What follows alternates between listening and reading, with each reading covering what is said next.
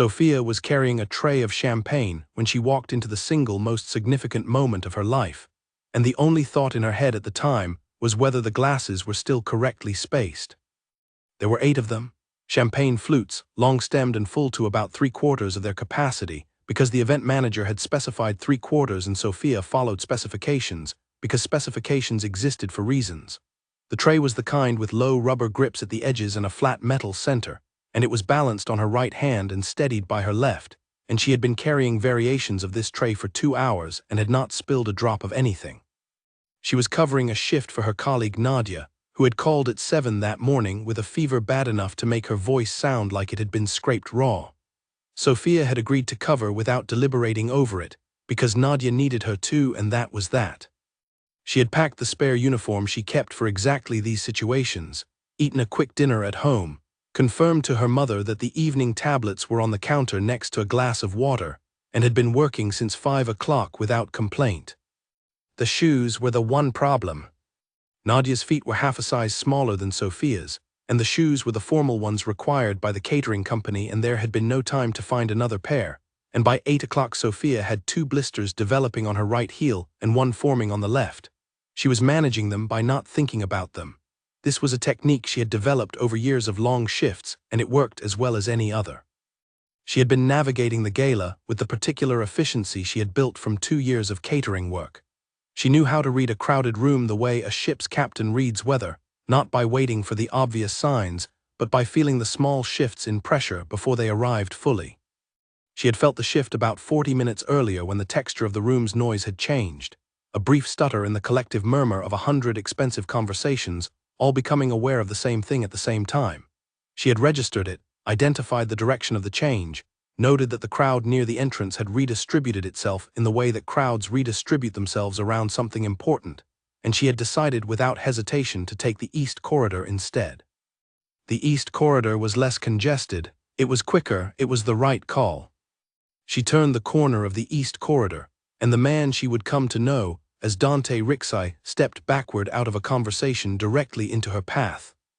She stopped. The stop was an entirely physical event before it was a mental one, her body responding faster than her thoughts, the weight of the tray shifting forward and then caught, both hands adjusting grip, shoulders absorbing the change in momentum. The champagne moved in the flutes.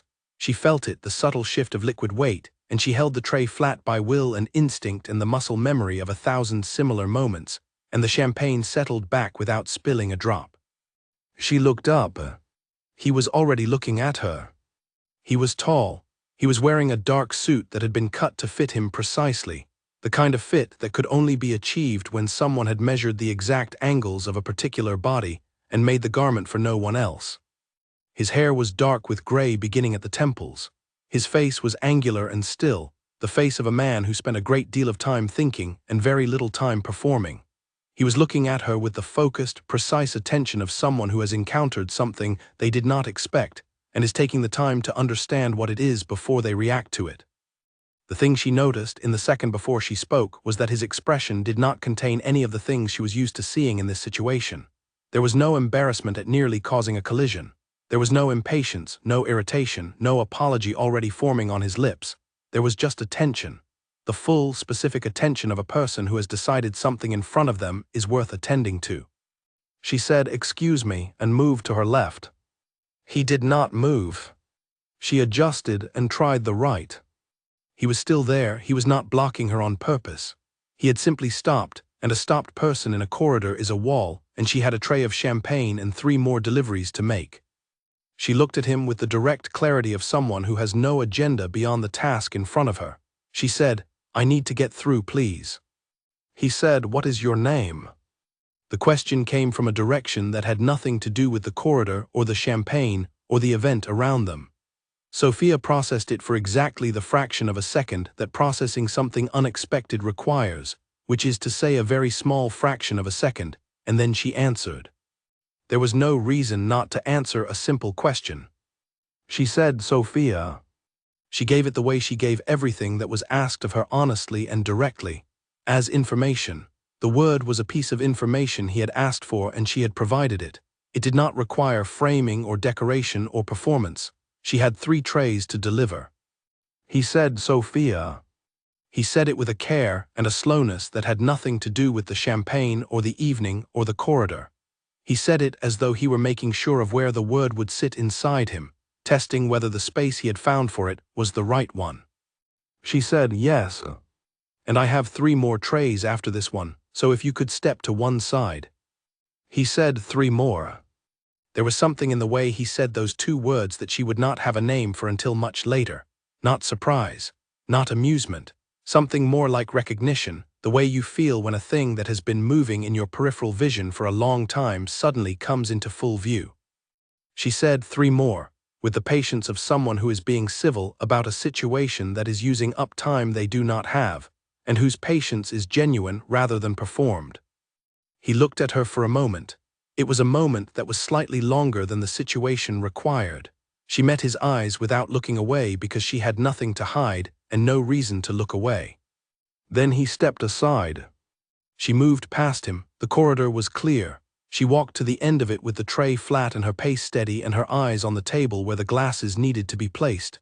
She set them down. She arranged them in the order the event manager had specified. She went back to the kitchen for the next tray.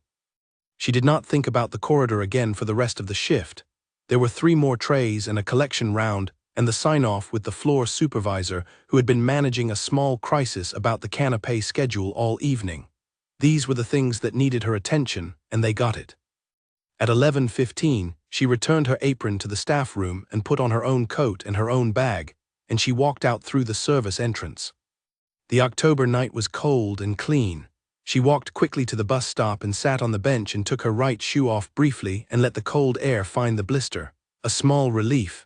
She put the shoe back on before the bus arrived.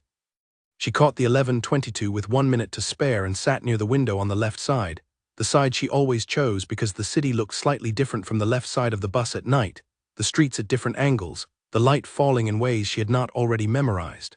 She liked the city at this hour. It was doing something honest, being large and quiet and real without the obligation to be anything more.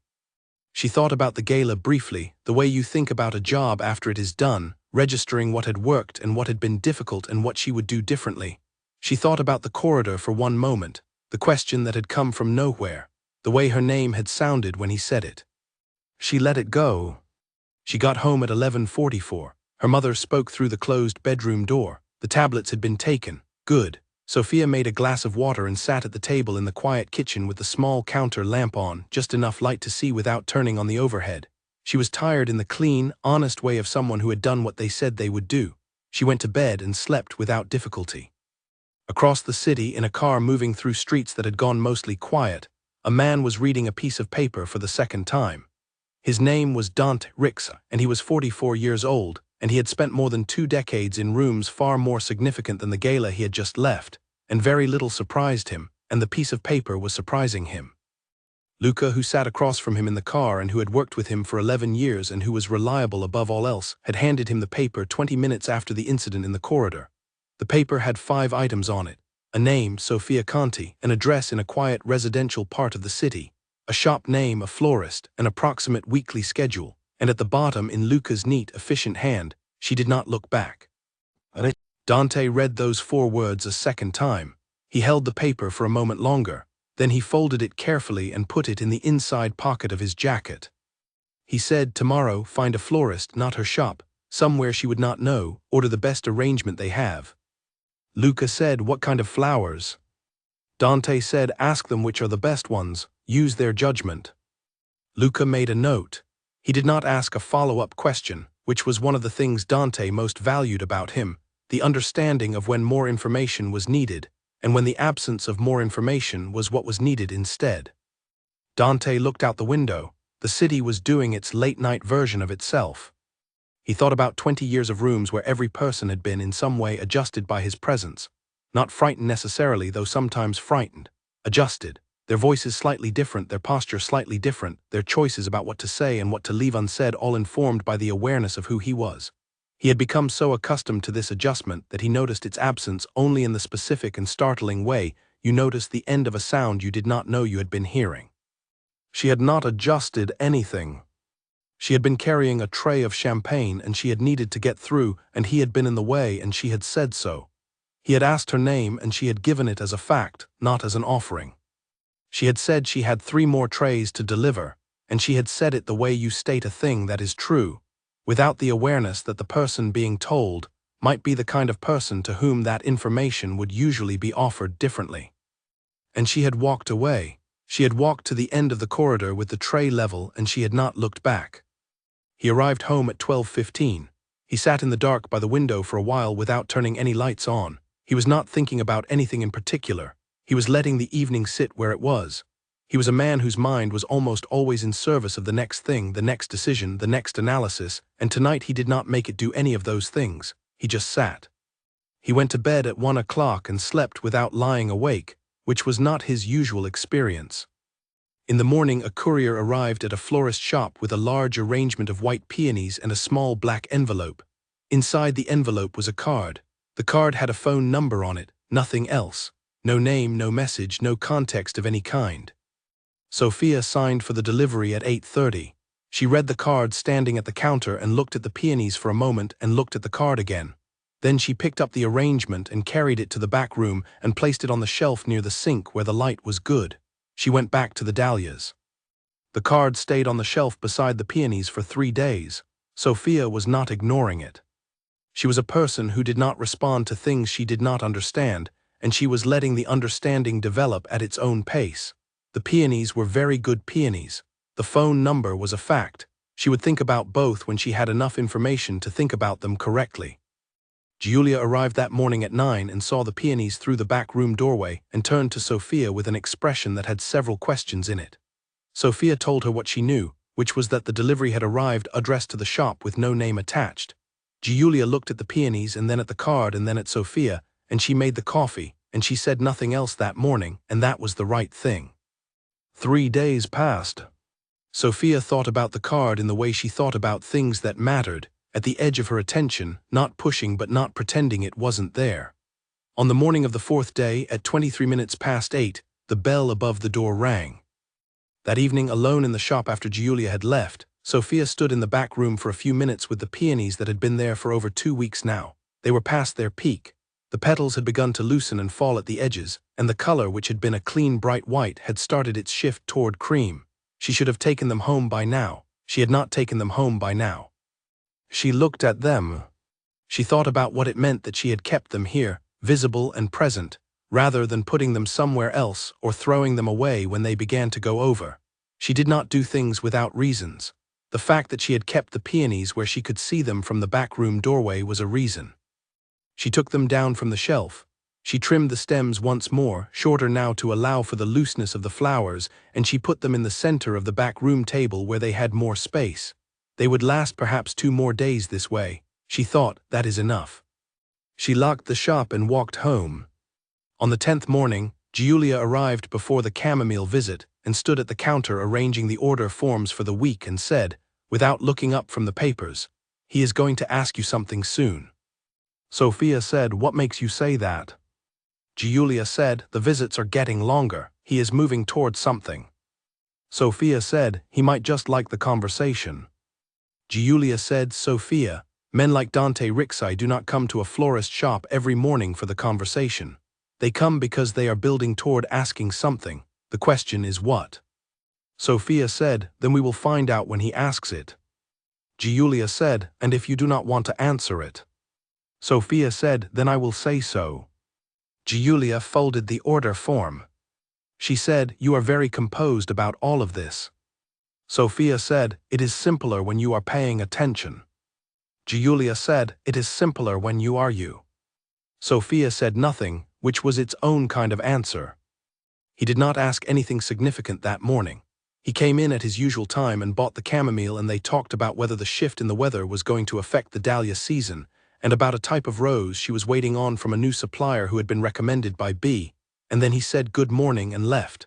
Simple and ordinary, and she was beginning to find entirely itself.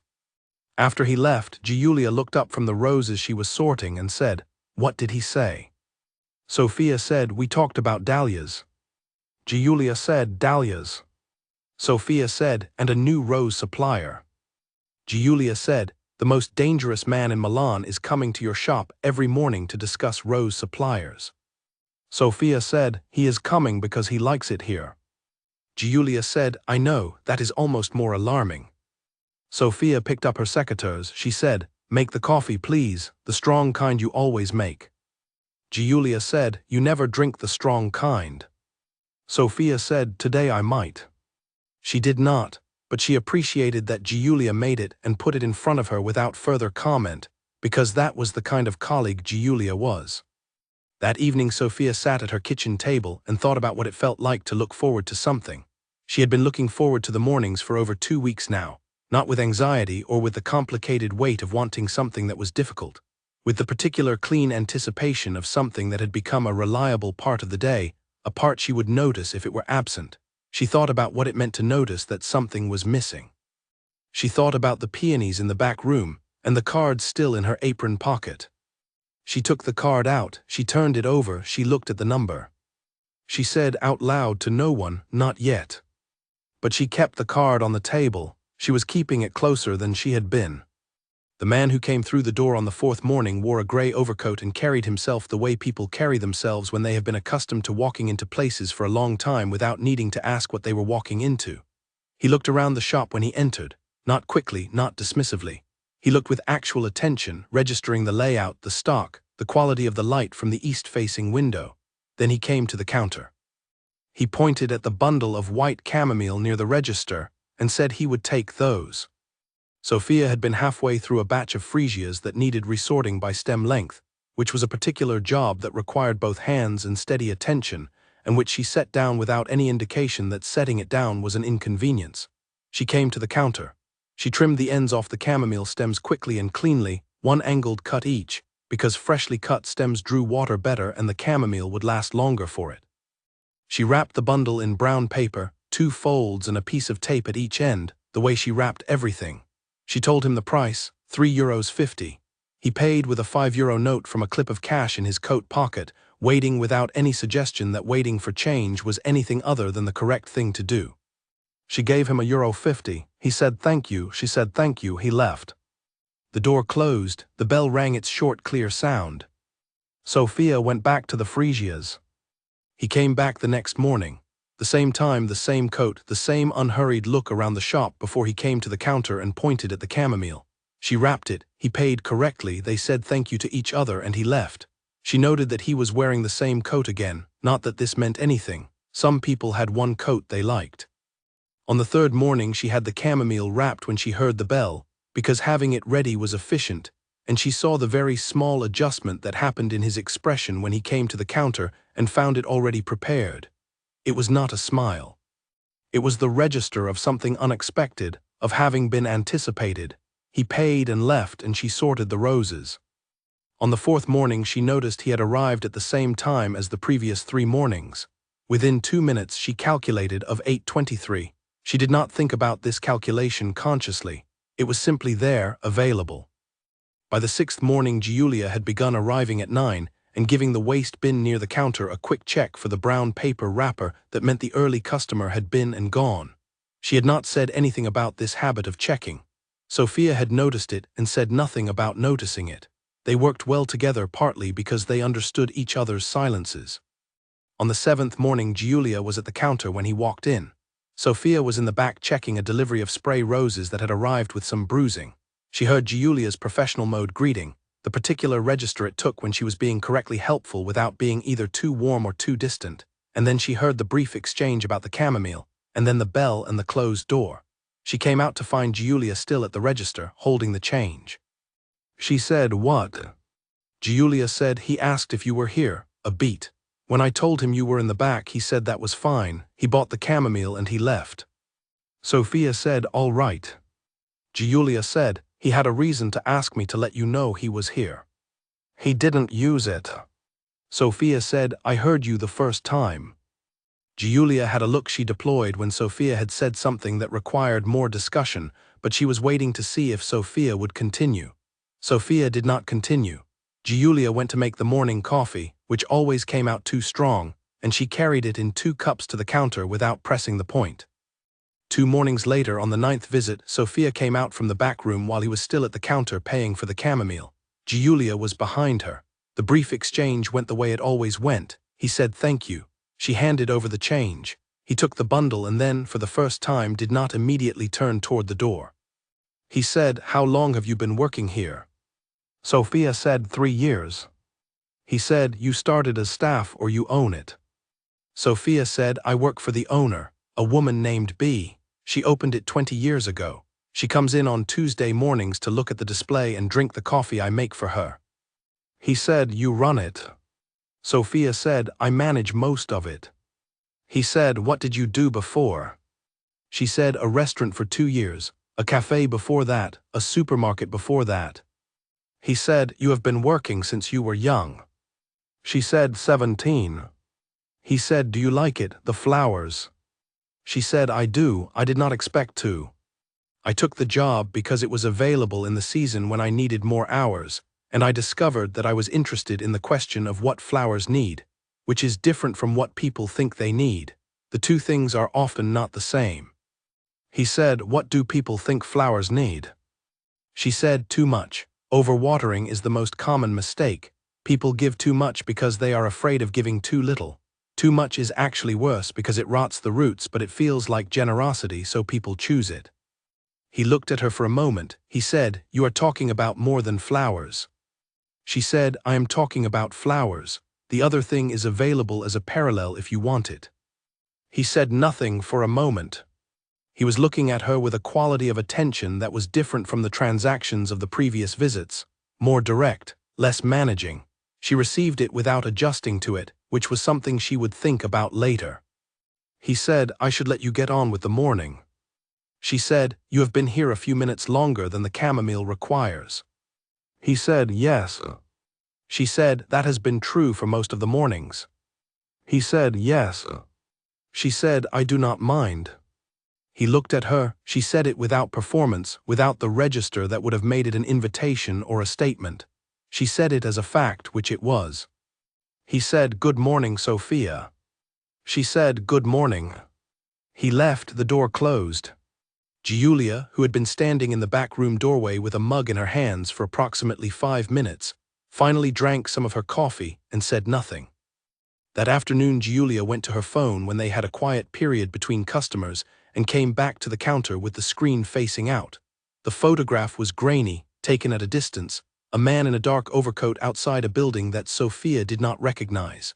The man in the photograph was recognizably the man who came in every morning. Giulia said, quietly and with the weight of someone delivering significant news, "That is Dante Rixai." Sophia looked at the photograph. She said, "Yes." Giulia said, "You know." She said, "I thought so. Now I am certain." Giulia said, "For how long?" Sophia said, "About a week." Giulia closed her eyes for a moment. She opened them. She said, "Sophia, do you understand what that name means?" Sophia said, "I am building an understanding."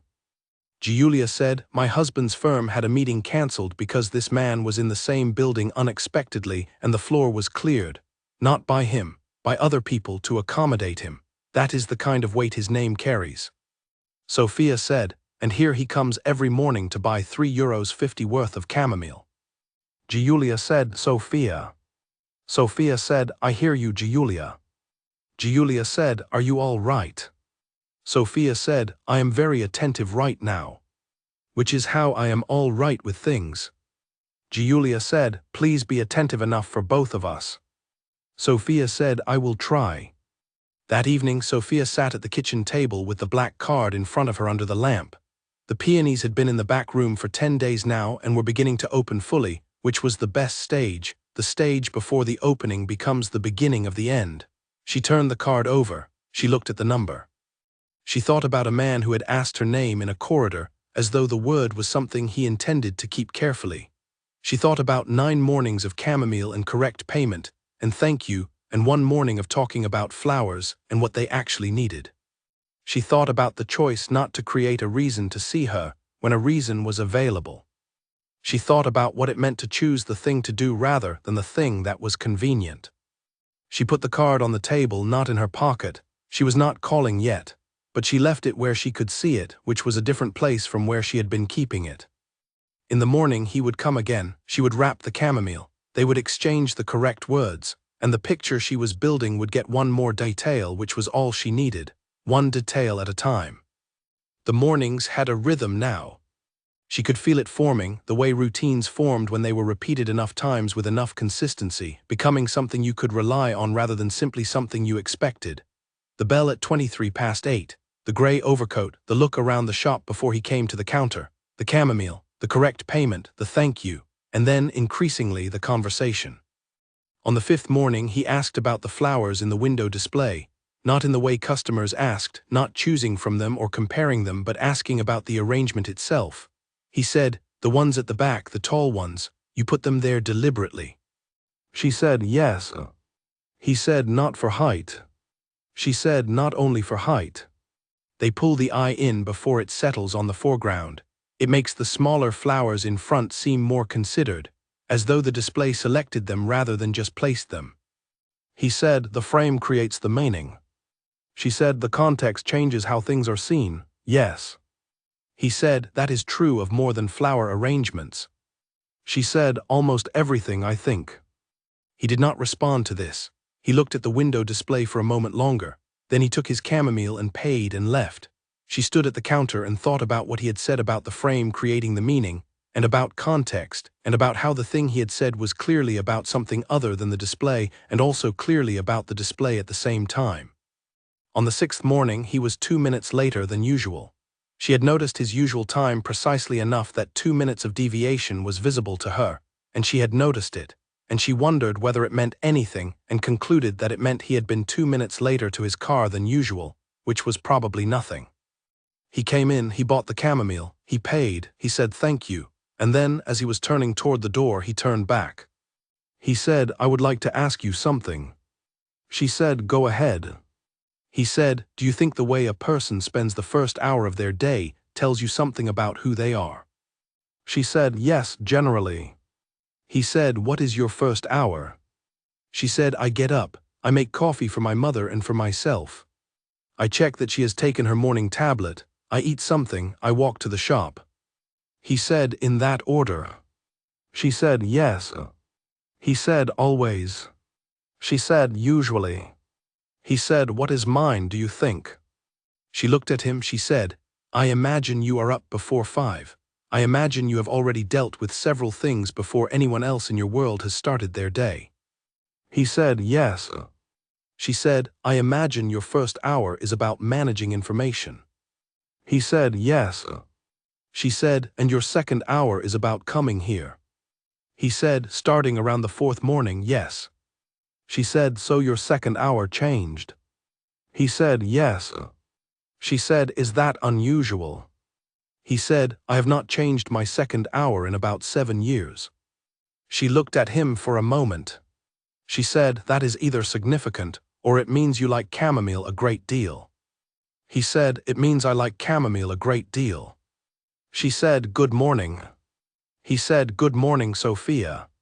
He left, she went back to the roses. Giulia, who had been listening from behind a bucket of eucalyptus in the back, said, without looking up, "You have rearranged his second hour." Sophia said, "He rearranged his own second hour." Giulia said, "Because of you." Sophia said, "Because he chose to." Giulia said, "That is the same thing." Sophia said, "It is similar, not exactly the same." Giulia did not press it. She finished the eucalyptus. That evening Dante sat at his kitchen table with a glass of water and thought about what he had said. 7 years. He had not said it to her as a calculation. He had said it because it was true and she had asked, and he had given the honest version. 7 years was a long time to keep the second hour the same and a longer time to realize you had been doing it. He had not known, until this morning when he said it out loud, that he had been thinking about this in terms of years. He thought something has changed. He thought, yes. He thought about when things had last changed in any direction he had not planned for them to change in and how that had felt, and whether the feeling now was similar or different. It was different. The previous time had been a thing he had survived. This was something else. He went to bed and lay in the dark, and thought about the frame creating the meaning and about context, and about a woman who had said things clearly and simply, and without any of the performance that made most clarity feel like performance. He thought, "I will come back tomorrow." He knew he would come back tomorrow. He came back every morning, that was not in question. What he had not admitted to himself until this moment was that coming back was now the thing he planned the rest of his day around. Not the center of his life, nothing so dramatic, but the first fixed point. Everything else arranged itself in relation to it. He found this observation interesting. He sat with it for a while, then he slept. On the 11th morning, something small changed. He came in at his usual time and bought his usual chamomile, and the transaction went as it always went. And then he was at the door and he turned back and said, "Do you think plants know when they are well cared for?" She thought about it. She said, "Not in the way people know things, but they respond. The response looks like knowing from the outside." He said, "What is the difference?" She said, "Knowing implies awareness. What plants do is simpler than that. They respond to the right conditions by thriving. Whether there is any experience behind the response is unknowable." He said, "And people?" She said, "People know." He said, "They know when they are well cared for." She said, "Some do. The ones who have been paying attention." He said, "And the ones who have not been paying attention." She said, "They also know eventually. The knowing takes longer. The recognition often comes after, when the care is gone and they understand what they had by its absence." He looked at her for a long moment. He said, "That is a sad version of it." She said, "It is a common one." He said, "I prefer your other version, the one where people know." She said, "So do I." He left. She went back to what she had been doing, which was a large order for a table centerpiece for a corporate event the following week, the kind of arrangement that required thinking about how it would look from above as well as from the sides, because the people at the table would be looking down at it. She thought about the above and the side views simultaneously, which was one of the skills she had developed here that she had not known she was developing until she already had it. She thought about what he had said, "I prefer your other version, the one where people know." She thought, he is the one where people know. He comes back every morning, and that is not the absence version, that is the knowing version. She thought, I am also the knowing version in this particular case. She adjusted a stem in the centerpiece. The arrangement looked right. The rain had been coming down since before Sophia woke up. She could hear it before she opened the curtains, and she could see it in the way the light in her bedroom was not quite the color it usually was in the morning, diffused and gray, filtered through water on the glass. By the time she reached the shop at 7:45, the street was dark with wet, and the awning above the door was channeling a steady thin stream off the right corner into the small drain below it. She put an extra mat inside the door because wet shoes on a smooth floor were a hazard she was not willing to create for her customers, who ranged in age from a young couple who had been in last Tuesday for anniversary roses to an elderly man named Leonard who came every Friday for whatever she recommended, and who had been coming every Friday for 2 years, and who wore, in all weather, the same pair of shoes that were not waterproof and never had been. She put the mat down with care, and she adjusted the front display so the cold seeping from the glass did not reach the dahlias, and then she started the kettle, and she began trimming the morning's delivery of roses. She was 8 stems into the roses when the bell rang at 8:23. He came in with the rain on his coat and the rain in his hair at the temples, and the particular quality of someone who has come through weather without hurrying, not careless about it, simply not having any particular relationship with it. He looked around the shop in the way he always did when he first entered, the actual taking in of a space rather than the performance of doing so, and then he came to the counter. Sophia looked at his damp coat. She looked at his wet hair. She said, "You are wet." He said, "Yes." She said, "It has been raining for more than 2 hours." He said, "Since about 5 this morning." "Yes." She said, "You drove from across the city." He said, "I did." She said, "Without an umbrella." He said, "I do not own umbrellas." She said, "You have chosen not to own them, or you have never thought about it." He said, "I have chosen not to own them." She said, "On principle." He said, "Of a kind." She said, "Explain the principle." He looked slightly surprised. Not many people, she imagined, asked him to explain things. He said, "I think that when a person arranges their life to eliminate every small discomfort, they become less capable of functioning when larger discomforts arrive that cannot be eliminated. Staying familiar with small inconveniences seems like reasonable preparation." She said, you subject yourself to wet hair as a form of readiness. He said, when you phrase it that way. She said, how would you phrase it? He said, maintaining a realistic relationship with the full range of conditions rather than only the comfortable subset. She said, that is longer. He said, yes. She said, but it is the same thing. He said, in essence. She said, so you come every morning to my shop, and you do not own an umbrella, and today you are wet, and you think this is reasonable. He said, I think it is consistent. She said, you could bring a hat at least. He said, I have tried hats. They do not suit me. She said, how do you know? He said, I have seen photographs. The words were so completely ordinary, the admission so unexpectedly direct, that she felt something shift in the conversation. Not dramatically, just a small adjustment in the altitude of the thing, a dropping away of the layer of formality that had been present in the previous mornings. She said, so the philosophy and the aesthetic combine to produce a wet person on a rainy Thursday morning. He said, yes. She did not quite smile, but something happened at the corners of her mouth. She turned to the roses and began wrapping the chamomile she had prepared in advance, and she said, I have a question for you. He said, yes. She said, what do you actually want from coming here? Not from the chamomile, from here. He was quiet, not the quiet of someone finding a way to avoid the question, but the quiet of someone taking the question seriously and preparing a serious answer. She had learned to recognize this quality in his silences, and she was learning to wait for it.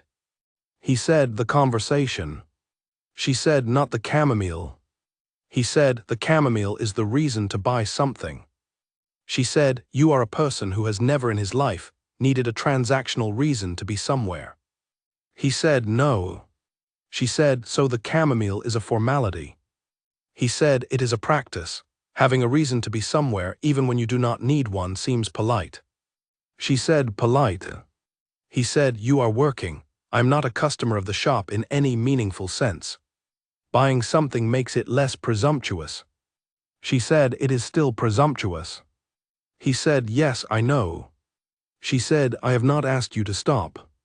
He said, I know that too. She handed the chamomile across. He took it. She said, I'm going to ask you something else. He said, yes. She said, what do you want from this conversation? From me, from whatever this is. He looked at her steadily. He said, I want to understand you. She said, that is not a very specific answer. He said, no, but it is the accurate one. She said, why do you want to understand me? He said, because I do not understand you, which is unusual. She said, you understand most people. He said quickly, yes. I have been in rooms with many people, and I can generally tell within a few minutes what they want and what they are afraid of and what they will do next. I read situations accurately. It is something I have done for a long time. She said, and you do not read me. He said, I can read some things about you. You are precise and you are honest and you do not perform anything you do not mean. You are careful in a way that suggests you have had reasons to become careful. You observe people the way you observe your flowers, with real attention rather than with the attention that is only for appearance. She was quiet for a moment. She said, that is more than most people would say. He said, I have had more than most people's time to observe. She said, 3 weeks of chamomile purchases.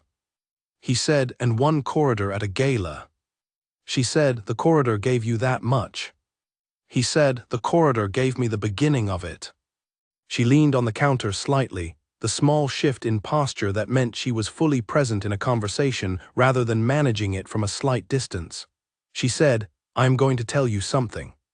He said, please. She said, I have been observing you for 3 weeks every morning. I do that with most things that matter to me. I watch over time rather than making quick conclusions. He said, yes. I know. She said, and what I have observed is someone who pays exactly what things cost, who does not check their phone during a conversation, who looks at flowers with real attention, who says thank you and means it, who had a reason to use me as a pretext to see you and chose not to use it. She stopped. Those are small things. He said, yes. She said, small things are the most reliable. He looked at her, she looked at him. The rain was still coming down outside the window, steady and patient and indifferent to the conversation happening inside the glass. He said, "Is that enough?" She said, "It is enough for right now. I do not make large decisions based on small amounts of evidence. But small amounts of good evidence are enough to continue." He said, "And continuing means?" She said, "Continuing means exactly what is happening right now. Mornings and conversations and chamomile. Whether it becomes something else is a question for later." He said, "Yes." She said, "I also need something from you." He said, "What?" She said, "Honesty, not the kind that is designed to be comfortable, the real kind." He said, "I will give you as much of that as I am capable of." She said, "That sounds like a qualification." He said, "It is. There are things that are genuinely difficult to be honest about, but I will tell you when I am finding it difficult rather than simply not telling you." She said, "That is acceptable." He said, "Good." He left at 8:59. Giulia arrived 12 minutes later in a wet coat and with a damp scarf. She shed both in the doorway and came to the counter and looked at Sophia with the look she had been developing over the past 3 weeks, which was a look that contained many questions held in careful suspension. She said, "Long visit." Sophia said, "We talked about umbrellas and honesty." Giulia said, "You talked about honesty with Dante Rixai over chamomile at 8 in the morning." Sophia said, "Yes." Giulia said nothing. She made the coffee. She handed a cup to Sophia and kept one for herself, and she said, "I am going to stop asking about these conversations because you tell me things that are more alarming than my questions." Sophia said, "That is probably wise." Giulia said, "Are you all right?" Sophia said, "Yes." Giulia said, "You are always all right." Sophia said, "Yes, but this time I mean it particularly." That evening Dante sat across from Luca at the plain table in the plain room they used for meetings that required the kind of quiet that did not come with comfortable furniture and good lighting. They worked through 3 items efficiently. At the end, Luca raised the 4th item with the specific tone that meant he had been calibrating when to say it. Luca said, "Victor's 3rd person has been identified." Dante said, "And?" Luca said, "His name is not important. What is important is that we now have the full picture of their observation operation. 3 people, rotating, covering the shop and 2 blocks in each direction. They have your schedule within a 4-minute margin of accuracy. They know the delivery access point. They have tracked your arrival and departure times on 11 of the last 14 mornings." Dante said, "They are thorough." Luca said, "Victor is always thorough at the preparation stage." Dante said, "What comes after the preparation stage?" Luca said, "A move, not direct. Victor will not come at you directly while he still has other options. He will apply pressure somewhere that is adjacent to you and watch how you respond." Dante said, "The shop." Luca said, "Almost certainly." Dante said, "How long?" Luca said, "A week to 2 weeks. He will want 1 more full week of observation before he commits." Dante said, "Then we have time to prepare a response before he moves rather than after." Luca said, "Yes, that is what I wanted you to understand." Dante said, "Begin preparing it. Financial instruments, legal complications, the same toolkit we used on the Brescia situation." Luca said, "And the shop itself?" Dante said, "Continue as normal." Luca looked at him once. He said, "Yes." They closed the meeting.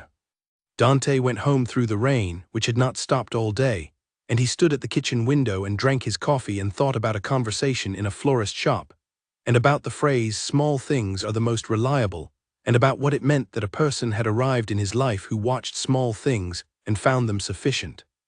He thought, "This is going to be complicated." He thought, "Yes, and I am going to continue anyway." In the morning the rain had stopped. He drove to the shop. The bell rang. He was 2 minutes earlier than his usual time. Sophia had the chamomile ready. There was one more thing she had been watching for that she had not mentioned when she had listed the things she had observed, because it was too early and too uncertain, and she was not yet ready to speak it even to herself as anything more than a thing she was noting. She had been watching for the difference between how he spoke when he was in the middle of a thought and how he spoke when he had composed what he wanted to say in advance. Most people's speech had this quality. the slight increase in precision when they were delivering something they had prepared, the slight loosening when they were arriving at something in real time. She had learned to read this difference years ago, in the restaurant, in conversations where the difference between what a person was performing and what they were actually thinking was the most important information available. With him, the difference was smaller than she was used to seeing. He spoke in real time more than most people. The prepared statements were rarer, and when they came she could hear them and she filed them separately from the unguarded things. The unguarded things were increasingly what she was collecting. He had said on the 8th morning, in the middle of a sentence about something else entirely, that he found early mornings the best part of any day because they were the part before the world had fully started making demands. He had said it the way people say things when they are not deciding to say them, but they come out anyway. And then he had continued with whatever he had been saying, and the sentence was over. She had filed that, she had been holding it since. On the morning when he told her he had been finding it easier to be honest with her than he had expected, she understood more about the collection she was building. Not a collection of facts about a person, a collection of the moments when the person was themselves rather than a version of themselves. Those moments accumulated were what you eventually trusted, not the facts, the moments. She had enough moments now to know that what she was dealing with was real.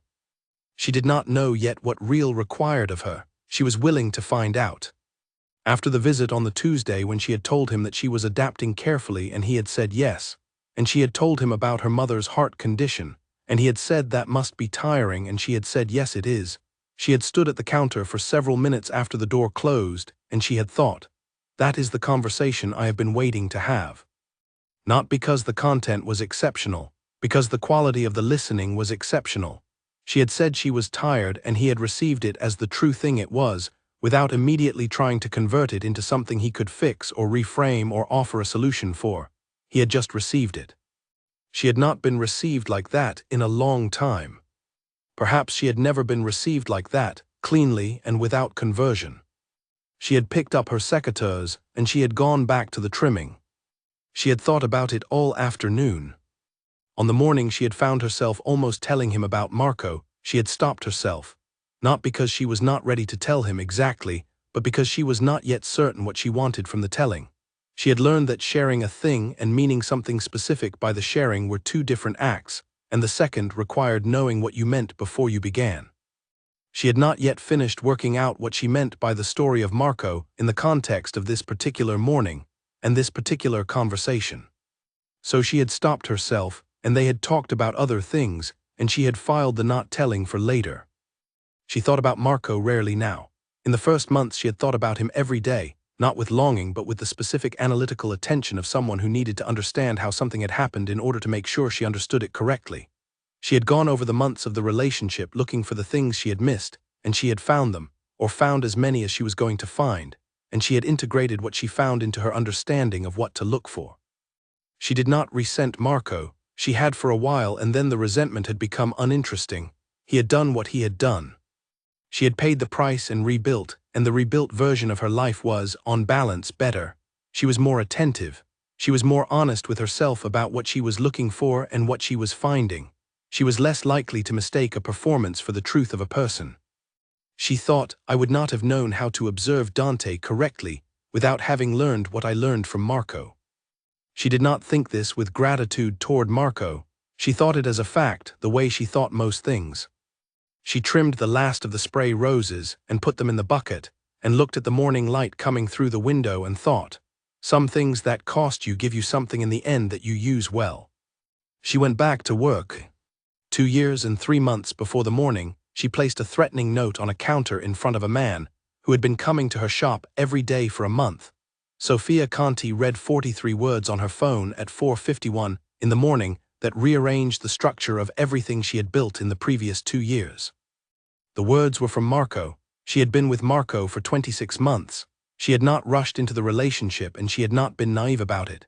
She had done what she always did, which was to observe carefully over time rather than make judgments quickly, and over 26 months she had observed what appeared to be a consistent, honest person. He worked, he followed through on the small things, he was present when she needed him and did not perform being present when she did not. He spoke plainly, he listened. He said what he meant, or so she had believed. The 43 words said he was sorry. They said that things had become complicated. They said he had made decisions he knew she could not forgive but that he hoped she would recover from. The savings she had built over 14 months of working 2 jobs and living carefully, 14 months of every spare euro going into a shared account he had said was for both their futures, were gone. He had moved them the previous evening. He was already somewhere she did not know. The 43 words were all he left. She stood in the kitchen with the phone in her hand, and the words on the screen and the kitchen quiet around her at 4:51 in the morning, and she thought, I observed everything correctly and I still did not see this. That thought, the gap between what she believed she was capable of seeing and what she had in fact failed to see, was the thing that stayed with her longer than the loss of the money or the loss of the person. She had trusted her observation. She had been rigorous about it. She had watched what he did and cross-checked it against what he said and found the two things consistent. And she had been wrong. She spent several weeks sitting with that question before she arrived at an answer she could live with. The answer was this: she had observed correctly, but she had been watching the wrong level. Marco had understood on some level that was possibly not even fully conscious the things she watched for. He had constructed a performance that matched those things precisely. He had given her exactly the evidence she was looking for, which meant the evidence was not evidence of who he was, but of who he wanted her to see. The lesson was not to stop observing. The lesson was to go deeper, to watch not just what a person did, but what they did when there was no benefit to doing it. To watch what they chose when both options were available and one was easier. To watch the small things that could not be constructed because they were too brief and too numerous and too unpredictable to maintain as a performance across the full length of a daily life. She had started looking for the things that could not be performed, and she had found, over the year and a half that followed, that those things were quieter than she had expected and more numerous than she had feared, and generally visible if she was patient. She had rebuilt everything herself, not because no one offered to help. Her mother had offered, Giulia would have helped if asked, her friends from the restaurant years would have contributed what they could. She declined all of it, not from pride but from necessity. She needed to rebuild with her own hands so that what she rebuilt would belong to her entirely. She sold the car. She moved to a smaller apartment. She increased her hours at the shop. She took the catering work. 14 months after the 43 words, she had replaced what had been taken. It was not identical to what she had had because nothing rebuilt is identical to the original, but it was solid and hers, and she had built it correctly this time. She had also, in the course of those 14 months, developed the habit of watching for the things that could not be performed. She had applied this habit to everyone she spent meaningful time with. She had found it useful. And she had been applying it, without deliberating about whether to Dante Rixai since the day he first walked through her shop door. What she had observed, across 3 weeks, and the specific number of mornings she had counted without counting, was this. He was always within 2 minutes of the same arrival time. She had checked this on 3 separate occasions against the clock on the wall. Punctuality at this level was not luck, it was discipline. Discipline was a choice. He never had his phone in his hand during the transactions or during the conversations that the transactions were increasingly becoming. She had been in service for enough years to know how unusual this was. People checked their phones constantly, reflexively, even in the middle of paying for something, even in the middle of speaking directly to someone. He kept his in his pocket, every time. He looked at the flowers, actually looked, the way she looked at them, with the attention that came from real interest rather than from good manners. He said thank you on every single visit, and the thank you was the kind that meant something. He had chosen not to use an available reason to see her. On the morning Giulia was at the counter, he had had a completely legitimate reason to ask her to get Sophia from the back room. He had not used it. He had bought the chamomile and left. These were not large things. They were small things, exactly the kind she had learned to watch for. On a Tuesday morning in the 3rd week, when Giulia had not yet arrived and the shop was quiet, he stayed at the counter after he paid and seemed to be considering whether to say something. Sophia waited, because she had learned that his pauses were active rather than empty, that something was happening in them. He said, I should tell you that I noticed things about this place. She said, what kind of things? He said, the way it's arranged, how the light comes through the window at this hour and what it does to the color of things. The fact that you trim the stems before you wrap them, even for small bundles that other florists would wrap as they are. She said, the trimmed stems draw water better. The flowers last longer. He said, I know, I was not asking why. I was noticing that you do it. She said, why does that matter to you? He said, because it tells me something about the way you do things. She said, which is? He said, you do things correctly even when no one would know if you didn't. She was quiet for a moment. She straightened a stem in the nearest vase that did not need straightening. She said, so do you. He said, how do you know? She said, you pay the correct amount. You wait for the correct change. You do not make me feel that the correct change is beneath the transaction. He said, that is a very small thing. She said, small things are the most reliable. He looked at her, she looked at him. The shop was quiet around them, the particular morning quiet before the first customer of the day arrived, and the day became what it was going to be. He said, I have something to tell you. She said, tell me. He said, I know more about you than you have told me. I found out after the gala, your name, where you live, where you work. I should have told you this before now. She was still for a moment. She was not surprised. She had suspected this for some time. She said, why are you telling me now? He said, because you are the kind of person who would find out eventually, and because the finding out would be worse than the telling. She said, yes, it would. He said, I am telling you because it is the correct thing to do. Not because it is comfortable. She said, I know. He left at 8:51, which was later than any previous visit. Sophia stood at the counter for a moment after the bell rang. She thought about the small things. She thought about what it meant to tell someone something uncomfortable because it was the correct thing to do. Outside, on the street across from the shop, a man in a brown coat stood for 30 seconds at the bus stop looking at his phone. He was not waiting for a bus. He sent a brief message to a number in his contacts and walked on. He had been doing this on and off for a week. He worked for a man named Victor, and he was very good at looking like someone who was doing nothing in particular. Nico, parked 2 streets over, noted the brown coat and the time and the angle of the man's attention and added it to the entry he was keeping. He sent a brief note to Luca. Luca added it to the file. The file was becoming detailed. That afternoon, with the shop quiet between the lunch rush and the late-day customers, Giulia said from behind a bucket of tulips, he told you something true today. Sophia said, what makes you say that? Giulia said, you have been thinking about something since he left this morning.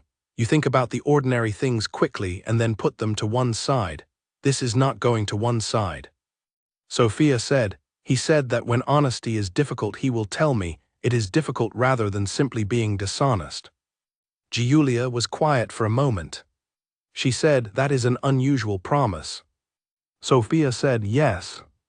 Giulia said, most people who are about to be dishonest do not announce it in advance. Sophia said, no. Giulia said, you find it significant. Sophia said, I find it worth remembering. Giulia went back to the tulips without saying anything else, which was one of her best qualities. She knew when the conversation had arrived at its useful limit. What Sophia was thinking about, and what she would continue to think about intermittently for the rest of the day, was the specific nature of the promise. Not I will be honest with you, which was what most people said when they wanted to establish themselves as trustworthy, and which was also what most people said while preparing not to be. He had said, I will tell you when I am finding it difficult. That was a different promise. That was a promise that acknowledged honesty as an effort rather than a default, that acknowledged there were things about his life that were not simple to be honest about, and that located the commitment in the effort rather than in the outcome. She understood what that distinction meant. She had met people who promised the outcome and could not deliver it because they had not understood that the outcome required the effort. She had met very few people who promised the effort and understood what that required of them. She thought about this while she helped a customer choose between white roses and spray carnations for a birthday arrangement. She thought about it while she closed the refrigerated section at the end of the day. She thought about it on the walk home, which she took at the usual pace, neither faster nor slower, because rushing or dawdling both suggested the thinking was something other than what it was, which was simply the ordinary work of a mind paying attention to what it had been given to work with. She had been given something worth working with. She got home and made dinner and called her mother and sat at the table afterward with a cup of tea and thought, I am interested in this person. I am carefully interested, which is different from simply being interested, but I am interested. That is accurate. She put the cup in the sink, she went to bed. In the morning she would open the shop and start the kettle, and the bell would ring at 23 minutes past 8, and she would find out what the next thing was. She was looking forward to finding out. She thought on the walk home that evening about the distinction she had drawn. Not I will be honest, which was the promise. But when honesty is difficult, I will tell you it is difficult rather than simply not telling you. That second formulation was more complicated and also more real. It acknowledged that honesty was not always available on demand, that some things were genuinely difficult to be honest about, and that the commitment was to navigate the difficulty rather than to pretend it didn't exist. She had known people who promised honesty, and what they meant was, I will tell you the things that are easy to tell you, and I will not lie about the things that are difficult. The space in the middle, the space of acknowledging difficulty, was where most honesty promises broke down. The things that were genuinely hard to say were the things that mattered. He had located his commitment in that space, in the things that were genuinely hard to say.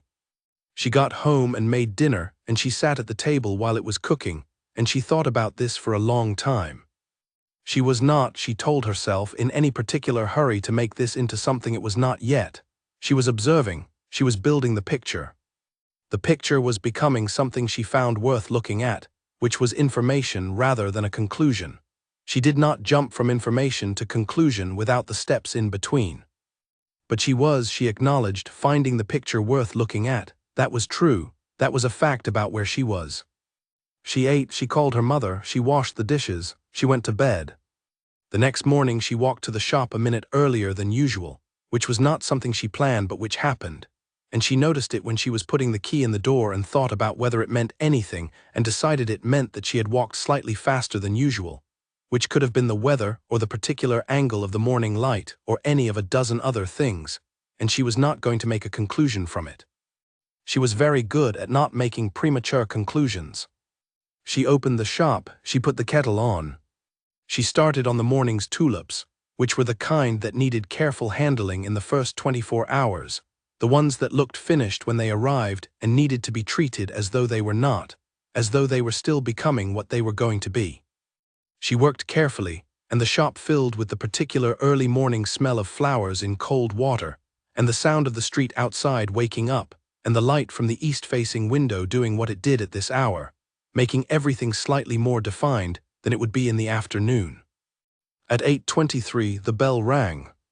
He came in, he was not wet, the rain had stopped overnight, he had still not brought an umbrella.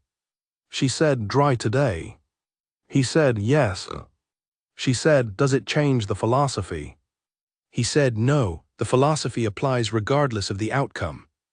She said, "So even when it is not raining you are being consistent with the decision not to bring an umbrella?"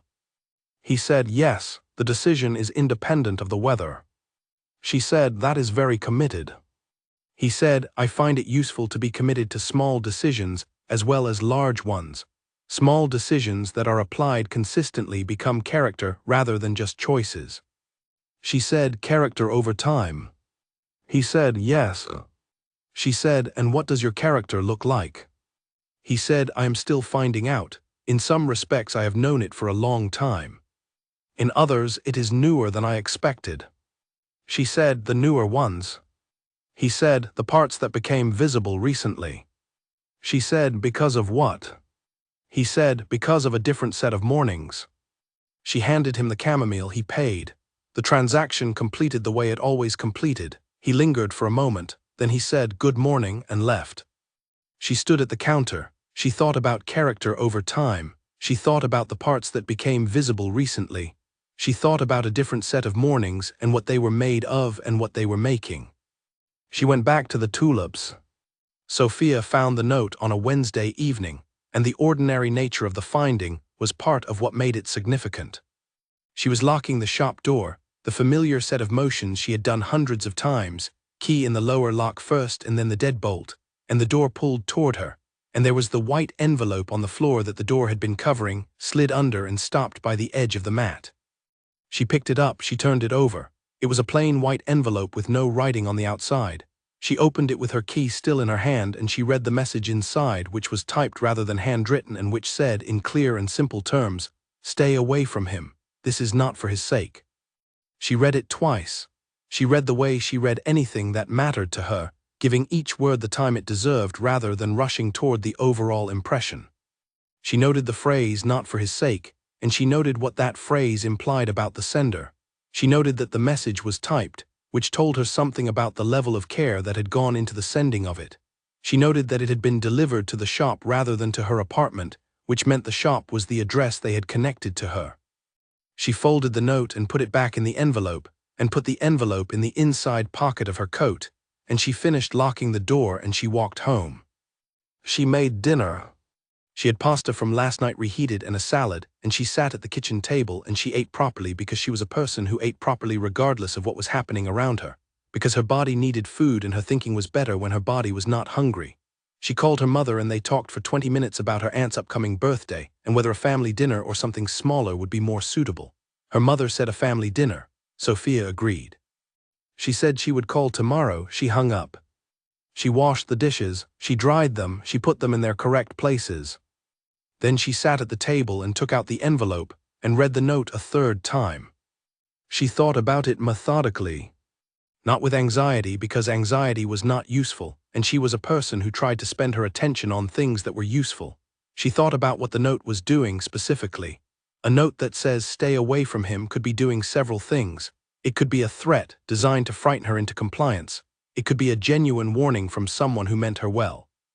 It could be a manipulation designed to create distance between her and Dante by making her believe that creating distance was for her benefit when actually the benefit was for whoever sent it.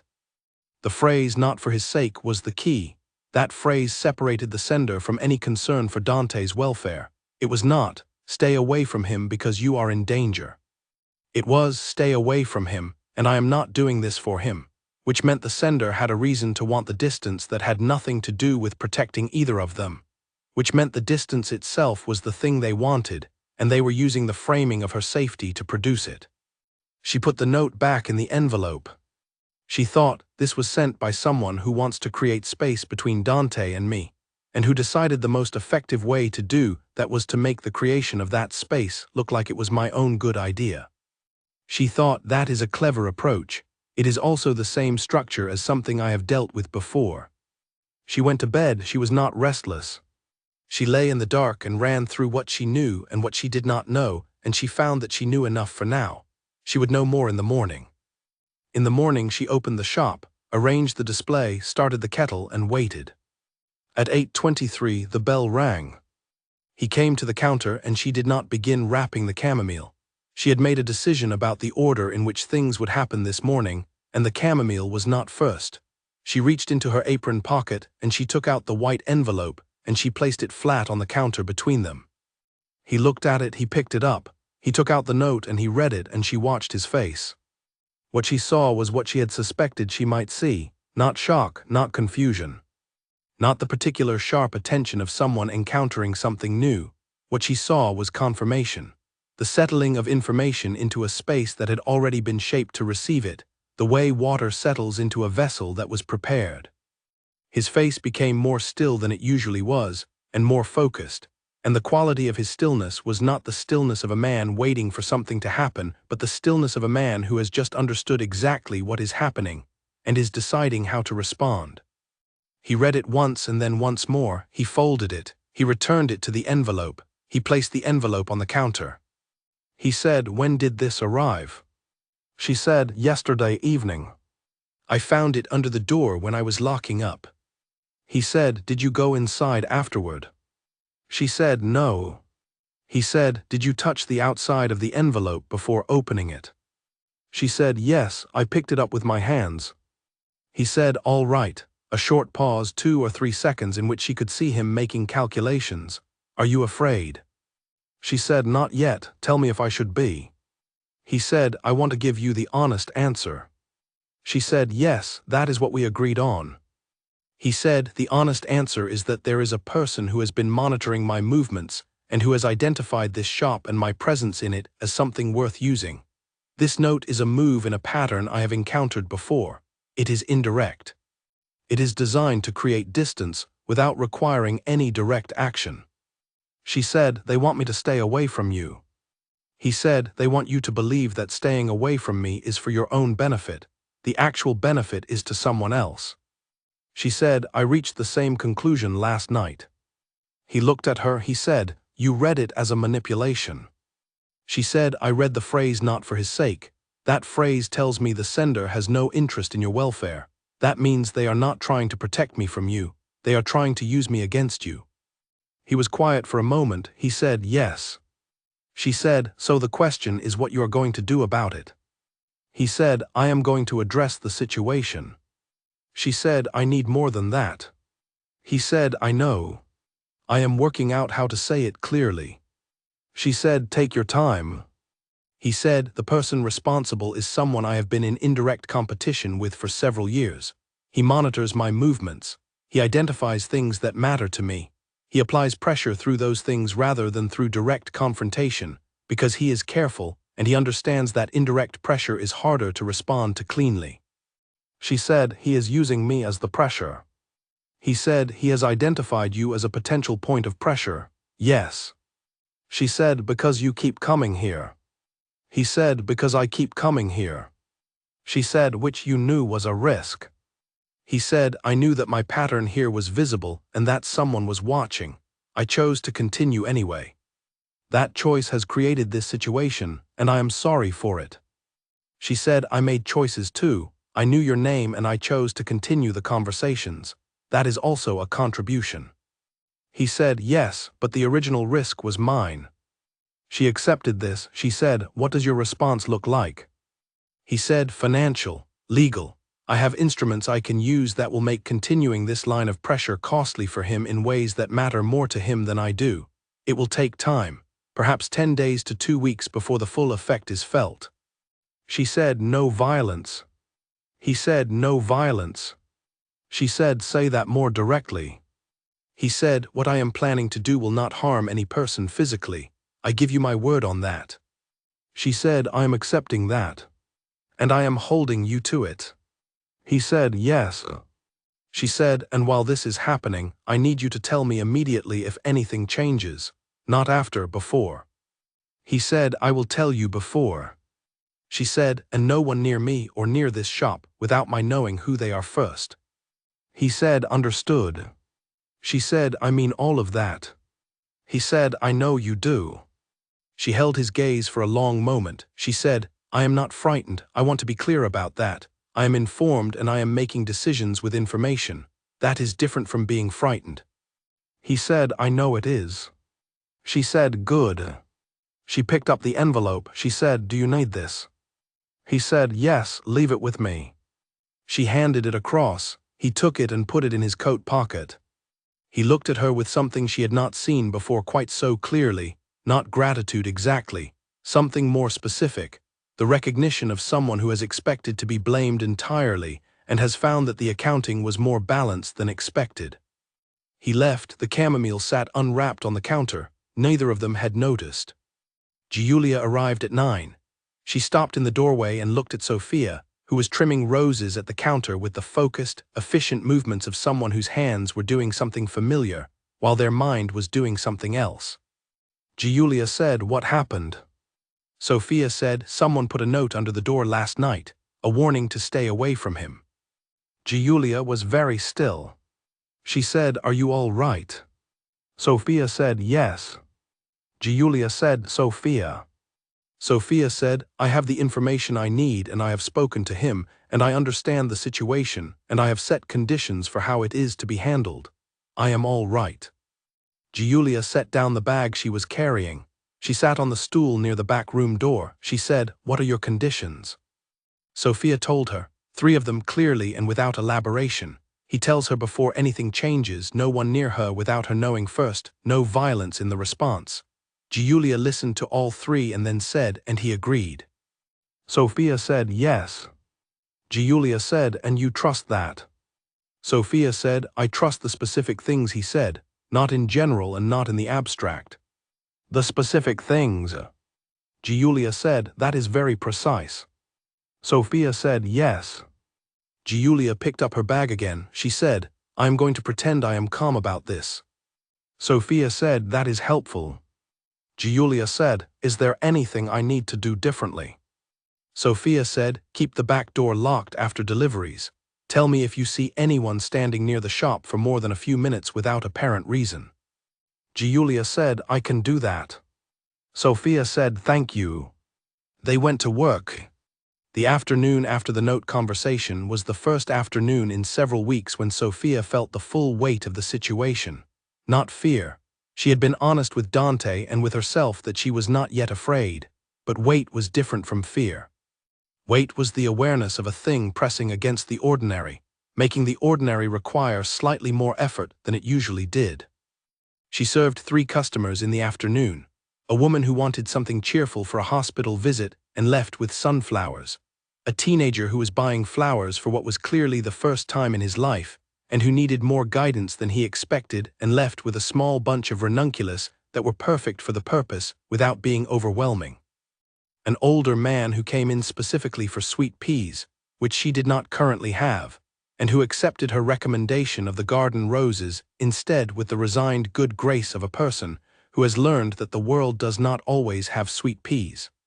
She served all 3 of them with her full attention, because they deserved it and because the work required it, and because one of the things she had always understood about service was that the customer in front of you was not a pause in your real life, they were your real life, and you showed up for them accordingly. But between customers, in the small spaces where her mind was not occupied with the specific needs of a specific person, the weight was there. She thought about the word adjacent. He had used it. I am not the target, she was adjacent. Adjacent was a position that she had not chosen and that had been created by choices made around her rather than by her. She understood the distinction, and she had already told Dante that she acknowledged her own contribution, because she had continued the conversations with information that told her there was some risk in continuing. But adjacent was still a position she had not planned for and did not prefer. She thought about what Giulia had said when they were closing up. Giulia had said, "Are you sure about this?" in the careful voice she used when she was worried but was trying not to perform the worry. Sophia had said yes. She had said it the way she said most things, from a place that was behind the answer rather than just on the surface of it. She was sure. She was sure about the conditions she had set, and about the person she had set them with, and about the specific things he had said in response to them. She was sure that what she had observed over the course of a month was sufficient to proceed with. She was sure about all of those things. She was less sure about the future, which was its own thing and not something she could be sure about yet. But she thought, the future is made of mornings, and I know what the mornings look like, and they are so far reliable. She locked up the shop at 6:30. She checked that the back door was properly secured, because Giulia had mentioned it and Giulia had been right to mention it. She turned off the lights and she set the alarm and she walked out onto the street and she turned toward home.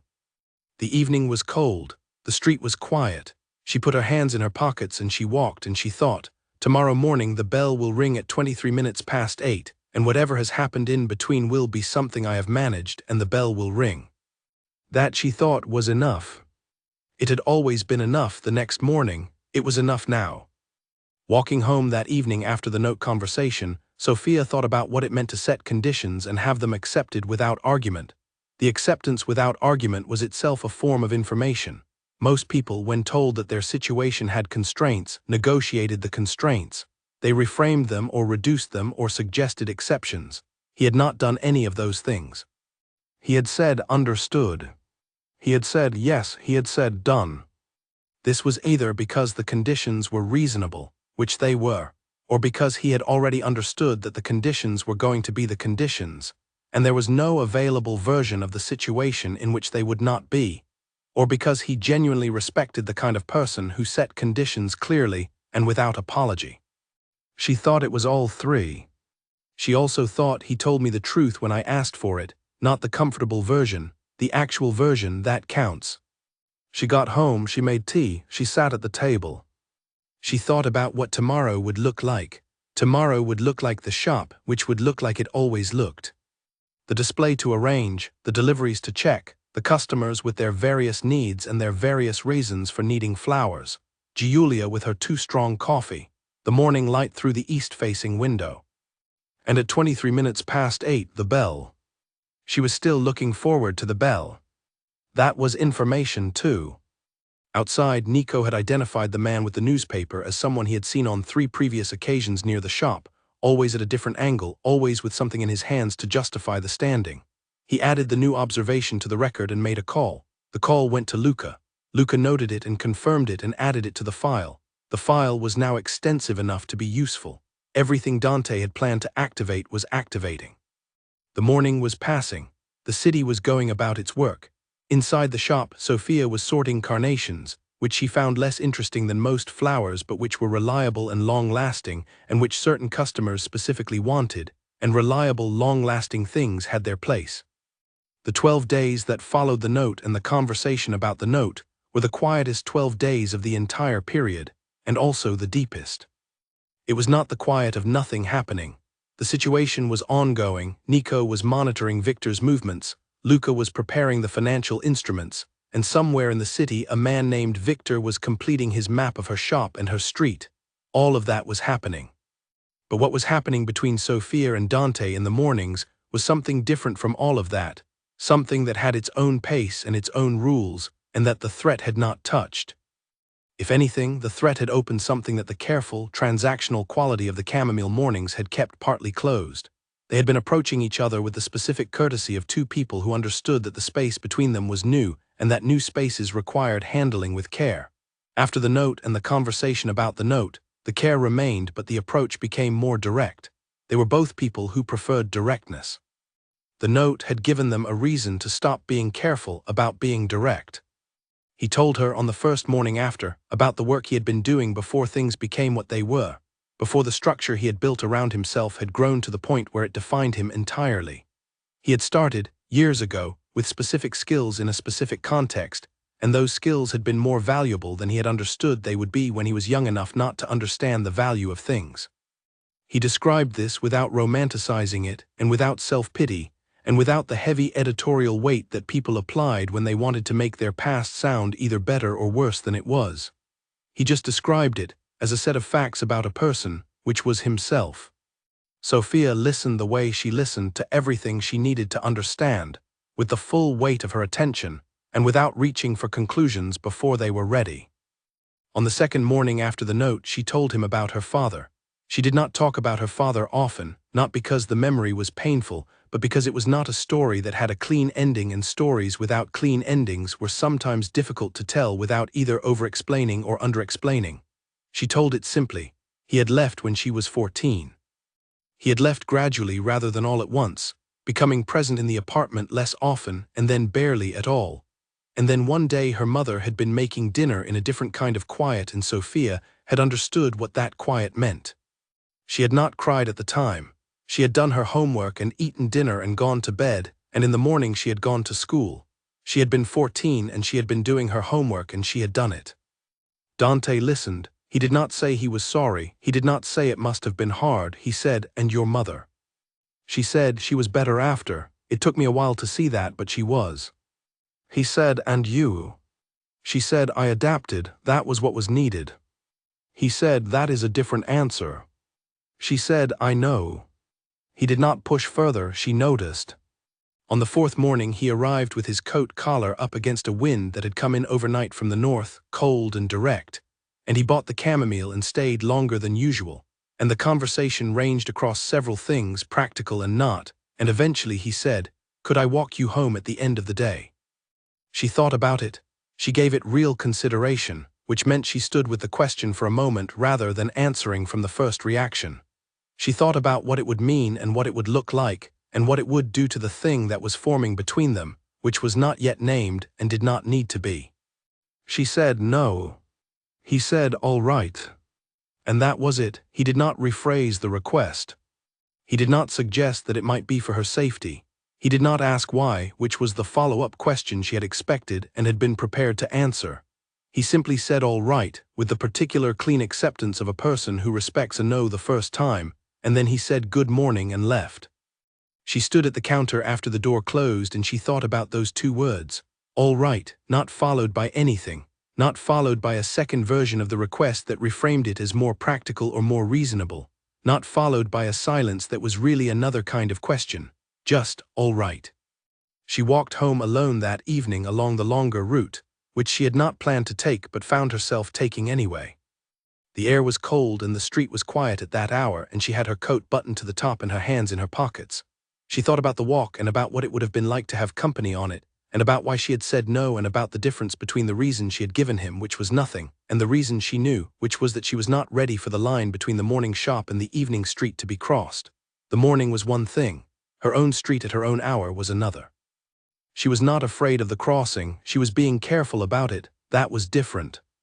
She also thought more quietly about what it would be like if none of the complications existed. If she had met him in a market, in a cafe, on a train. Whether the things she had observed and found worth attending to would have been the same things in a different frame. She thought, yes, they would have been the same. The punctuality and the attention and the correctness and the not filling silences with the wrong thing.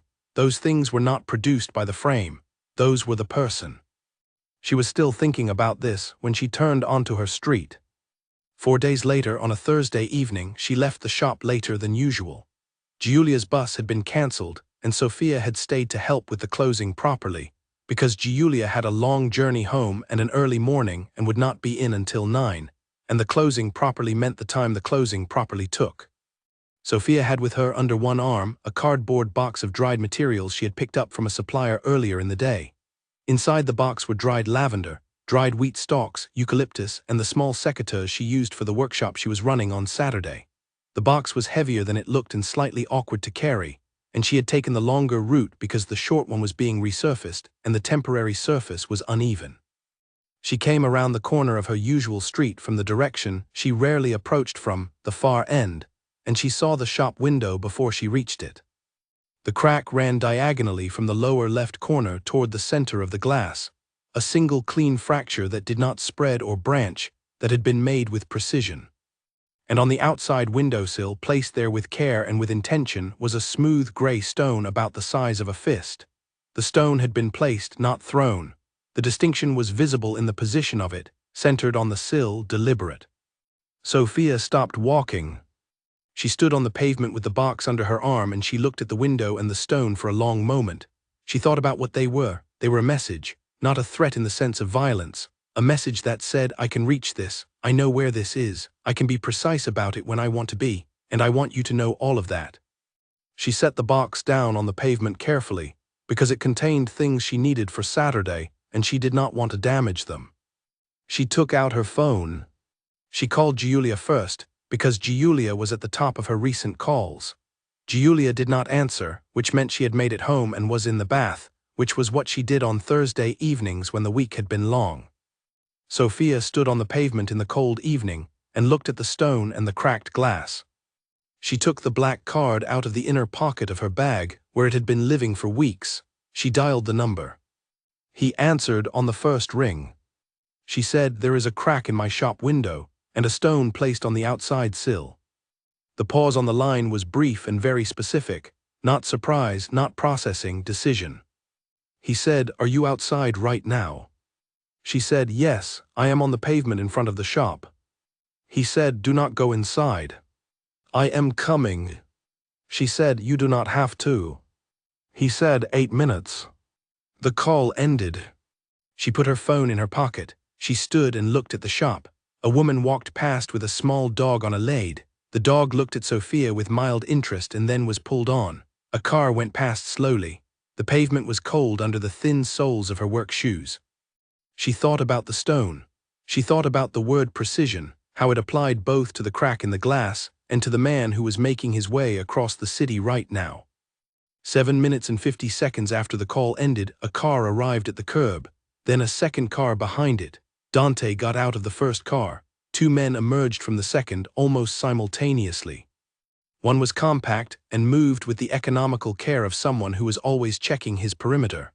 The other was younger, mid to late 20s, with a different quality of alertness, sharper and more forward-leaning. Dante crossed the distance from the car to the pavement where she was standing with the directness of someone who knows exactly where they are going and why. He came to stand beside her. He did not touch her. He looked at the window. He looked at the stone. He looked at her. He said, how long since you found it? She said, about 12 minutes. He said, you have been standing here. She said, you said not to go inside. He said yes, something in his face, not what most people would call anger because most people's anger involved visible heat. This was cold. The particular coldness of a man who has received a message and found it disrespectful. He said something quietly to the man she would later know as Nico. Nico went to the shop door. He worked at the lock with something small that she could not see clearly from where she was standing, and in under a minute the door was open. He went inside. He was gone for approximately 3 minutes. He came back out with a bag, a small fabric holdall that Sophia kept in the back room for exactly the situations where she had to take things home at short notice, which was not usually this kind of short notice, but the bag was there and Nico had found it. Dante took the bag, he gave it to her. She looked inside, her phone charger, the medication folder from the desk with her mother's schedule, the light jacket she kept on the hook in the back room, her shop keys, which Nico had taken from the counter, the things necessary for a few days without the shop. She looked at the bag and then at Dante and she said, "Thank you." He said, "Where is your mother tonight?" She said, "At my aunt's until Sunday." He said, "Good." She heard in that single word the quiet exhale of one calculation resolved. He said, "I am going to take you somewhere tonight, safe and quiet." She said, "For how long?" He said, "A few days." She said, "I have a workshop on Saturday." He did not dismiss this. He did not explain why it was less important than what was happening. He simply looked at the box of dried materials on the pavement where she had set it down and he said, "Bring it." The younger man, whose name was Felix, stepped forward to pick up the box. Sophia let him take it. She settled the bag on her shoulder. She looked at the cracked window one more time, the fracture catching the light from the street lamp in a clean line. Then she turned and walked to the car. Felix had the door open. She nodded at him, a direct and acknowledging nod, the kind she gave anyone who did something useful. He looked slightly surprised by it. She got in. Dante got in on the other side. The car pulled away from the curb and she faced forward, and she thought about the workshop on Saturday and what she would need from the box, and whether Giulia had a key for the morning, and whether she should text her now or wait until she had more information. She was not performing calm. She was simply directing her attention toward the things that were actionable, which was what she always did, because it was the most useful place for her attention to be. The cracked window and the stone and the man who had put them there were Victor's concern and Dante's concern. The workshop on Saturday was hers. The car was warm. Outside, the city moved past the window. She watched it and thought about what came next, which was an apartment she had not seen, and a few days she had not planned, and a situation she was going to have to navigate carefully and on her own terms. She was good at navigating on her own terms. She stood outside the shop for a long time after the car had gone. She was not waiting for anything. She was simply standing and thinking about the sequence of the evening and what it meant in the full picture of everything that had been building. She thought about the stone. She thought about what it said about Victor, who had planned this with care and deliberateness, and who had wanted her to see the deliberateness as clearly as the action itself. She thought about the kind of mind that chose a precise crack rather than a shattered window. Shattering was anger. Cracking was a message. Victor was sending messages. She thought about what she had felt when she called the number and it had been answered on the first ring. She had not yet given herself time to examine that feeling, and she was not going to examine it here, on the pavement, but she noted it and she would come back to it. She thought about the 8 minutes. She had stood on the pavement for 8 minutes in the cold after the call ended and then the car had arrived. She had expected to wait longer. She had told herself, standing there, that it was fine if she waited longer, that waiting was simply a condition and not a problem. And then he had arrived in 8 minutes, and she had felt something that she also was not yet ready to examine too closely. She thought about the bag that Nico had brought out, the right things, the things she had mentioned when he asked what she needed, her charger, her mother's medication folder, her jacket, her keys, all of it selected correctly and completely in 3 minutes in the dark of a shop he had never been inside before. She thought, there are people who are competent in a crisis, and there are people who are correct in a crisis. The second is harder and rarer. The car was warm when she got in. She faced forward. She thought about Saturday and about the workshop, and about the 12 people who had registered, and about the dried lavender that was in the box Felix was carrying. She thought about the next thing, because the next thing was where her attention belonged. The city moved past the window. She let it. The car turned onto the road that would take them across the city to the apartment, and she sat back against the seat and looked at the city going past. The driver was someone she did not know. Felix was behind them in the second car. Nico had stayed at the shop to do whatever Nico needed to do. She thought about the box of workshop supplies in the second car and about whether the lavender had survived the transfer without being crushed, because the lavender had to be intact for the wire work on Saturday. She thought, if the lavender is damaged, I can get more on Friday afternoon. There were 2 suppliers she could call. She thought, I am thinking about lavender. I am in a car going to an apartment I have not seen before because someone put a stone on my shop windowsill, and I am thinking about lavender. She thought, yes, because the lavender is what I can do something about right now. This was how she had always been. She had known it for a long time, and she found it, at the moments when she noticed it most clearly, a thing to be grateful for. The city went past. She watched it. She was not afraid. She was organized. The apartment was on the 4th floor of a building in a part of the city that was residential without being distinctive, the kind of street where every building looked enough like every other building that the eye did not linger on any one of them. Sophia noticed this immediately. It was not an accident. Nico went up the stairs first. She followed with her bag. Dante came behind. Felix stayed at the car. Inside, the apartment was clean and simply furnished in the way that functional spaces were clean and simply furnished when someone had thought carefully about what was necessary and provided exactly that and nothing more. A sitting room with a sofa and a low table. A kitchen with a refrigerator that had been stocked she would find with the basics. 2 bedrooms, both with made beds and clean towels folded on the pillows. A bathroom with a bar of soap still in its wrapper and a clean glass on the shelf. There were no photographs on the walls, no books left open on any surface, no objects that told you about the person who had been here before.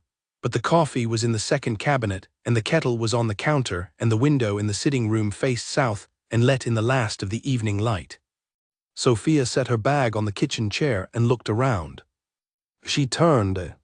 Dante was standing in the doorway between the entrance and the sitting room. He had his coat still on.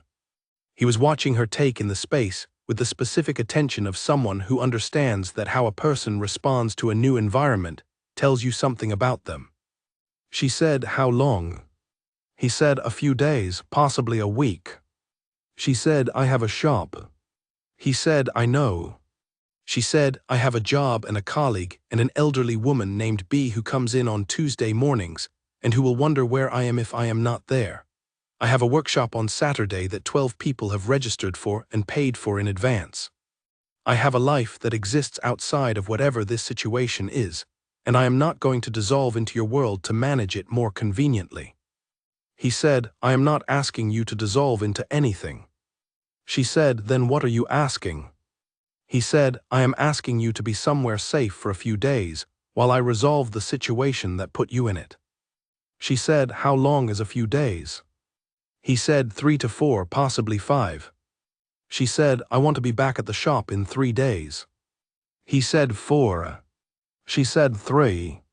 He looked at her, she looked at him. This was, she thought, not the first negotiation they had had, and it would not be the last, and she was good at negotiation because she was clear about what she needed. He said, 3 days. She said, "Good." She set her bag down more definitively, the gesture of someone who has completed the first item of business and is moving to the second. "Now tell me what is actually happening, not a summary, the actual situation." He came into the sitting room and sat on the chair near the window. She sat on the end of the sofa nearest to him, because this was a conversation that required proximity and she did not want the room between them. He told her everything he had told her before about Victor, and then he told her more. He described the specific instruments he had available and how they worked, and what they were likely to produce in terms of pressure on Victor's position.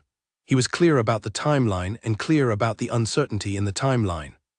He described what he knew Victor's people had observed, and what they were likely to have concluded from the observation. She listened, she asked questions where the questions were needed. At one point she said, "The note that came under the door, that was a preliminary move." He said, "Yes." She said, "And the window is a second move." He said, "Yes, more direct. He is saying you did not respond to the first one." She said, "Did you expect this pace?" He said, I expected something within the week. The pace is slightly faster than my estimate. She said, which means he is more confident than you expected. He said, or more impatient. She said, which is better for you. He said, impatient people make mistakes. She said, all right. She was quiet for a moment. Then she said, was I chosen because I matter to you or because I was the easiest point of access? The question sat in the room. He said after a moment, both are true. She said, and both make this problem mine to deal with. He said, yes, and I am sorry that both are true. I made choices that created this situation and I should have managed the risk better. She said, I made choices too. I chose to continue when I had information that told me there was a risk. That is my contribution. He said, your contribution was made with incomplete information. She said, I had enough information to know there was risk in general. I did not know the specific shape of the risk. That is a meaningful difference. He said, yes, it is. She said, thank you for not telling me I am wrong about my own contribution. He said, you are rarely wrong about the things you have observed directly. She stood up, she picked up her bag and said, I am going to unpack what I need for 3 days. I would like coffee if there is any. He said, second cabinet. She went to the kitchen. She put the kettle on. She found the coffee and she made 2 cups because he was still in the sitting room and she was a person who made coffee for whoever was in the room with her. She brought both cups out and set one on the table near him and held the other. She said, I need you to tell me before anything else happens, not after, before. He said, yes. She said, and I need to meet whoever you are putting near the shop. Before they are there. He said, I will arrange it. She said, tonight if possible, I want to know their faces. He said, tonight. She drank her coffee, he drank his. The apartment was quiet around them. Through the south-facing window the last of the evening had gone and the city outside was doing its nighttime things. She said, the workshop is Saturday. He said, you will be there. She said, you cannot promise that. He said, no, but I can tell you that every decision I make in the next 3 days will have Saturday as a constraint. She said, that is enough. He left at 10 o'clock. Nico remained outside the front door. She heard him settle into position as the door closed, a small sound, a shift of weight, and then nothing. She unpacked her bag methodically the way she did everything. Phone charger on the nightstand, medication folder on the kitchen table, spare clothes in the bathroom. She took stock of what she had and what she would need to ask for and made a short mental list. Then she went to the kitchen and opened the box of workshop supplies and did an inventory. Everything was intact. The lavender was dry and good. The wheat stalks needed resorting. The secateurs were in the side pocket where she always kept them. Saturday was possible. She went to bed at 10:30. She lay in the clean, pressed sheets of the anonymous bedroom and listened to the street below, which had a different quality of sound from her own street, a different angle of traffic, a slightly different echo. She noted these differences with the neutral attention of someone registering new information. She slept, not perfectly but substantially, which was enough. In the morning he arrived at 7:15 with 2 coffees and a paper bag. She was already awake. She had been at the kitchen table for 20 minutes with her phone, working through the messages she needed to send, the one to Giulia explaining she would be away for a few days and that the shop would need to operate without her, the one to the workshop participants confirming Saturday was on, the one to be saying she was fine and would explain on Tuesday. She looked up when he knocked. She had noticed that he knocked. He came in and put the coffee on the table and put the paper bag next to it and sat across from her. She looked at the paper bag. She said, where is that from? He said, the bakery on your street. She said, that is not on your way here. He said, no. She said, you drove there. He said, you mentioned it once, several weeks ago, that your mother liked the sesame rolls they make on weekday mornings. She looked at him. He said, I wrote it down. She said, you wrote down that my mother liked the sesame rolls from the bakery on my street. He said, I write down things that seem worth remembering. She opened the bag, 6 sesame rolls still warm enough that the bag had a slight give when she pressed it. She took one out. She said, you drove 15 minutes out of your way for rolls because of one sentence 6 weeks ago. He said, yes. She said, that is, she stopped. She started again. That is one of the most precise forms of attention I have ever encountered. He said, I listen carefully. She said, I know, I have been watching you listen for a month. He said, and? She said, and you are very good at it. He said, thank you. They drank their coffee. They ate the rolls. The morning light came through the south-facing window at a different angle from the light in her own kitchen, but it was light and the coffee was good and the rolls were warm, and for a few minutes the situation was exactly what it was, and also just two people having breakfast. She said, I am going back to the shop in 3 days. He said, yes. She said, I want to confirm that.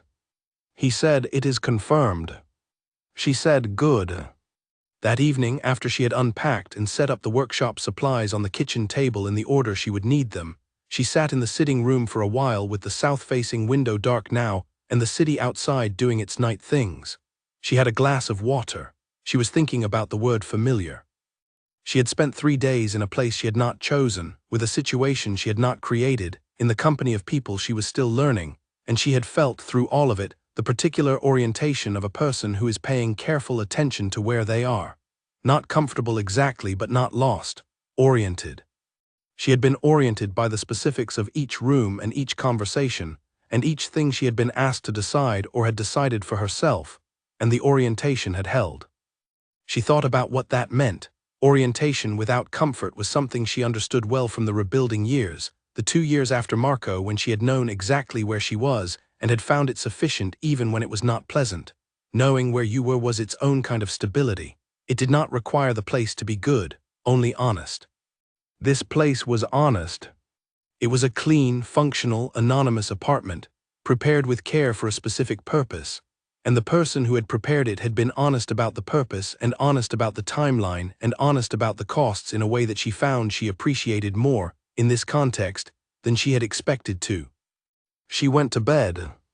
In the morning he came with the coffee and the rolls and they ate at the kitchen table and talked, and she found herself doing something she rarely did, which was to talk without deciding in advance what she was going to say. Usually she thought before she spoke, not calculating but considering, making sure that what came out of her mouth was the thing she actually meant, and not a version of it that was easier to say. Here, with the morning light and the rolls from her street's bakery, she talked, and found that what came out was already what she meant without the preliminary work of making sure. She told him about the years after her father left, not the factual outline she had given before, but the texture of it, the way the apartment had felt different and not in the way she would have predicted, not sadder but more honest, as though the sadness that had been present all along was now simply visible rather than covered. She told him that she had been 14, and she had done her homework, and she had gone to school, and she had adapted, and that she had spent a long time thinking that adapting was a strength, and a longer time understanding that it was a strength with a cost, and that the cost was that she had adapted so well that she had stopped checking whether the things she was adapting to were worth adapting to.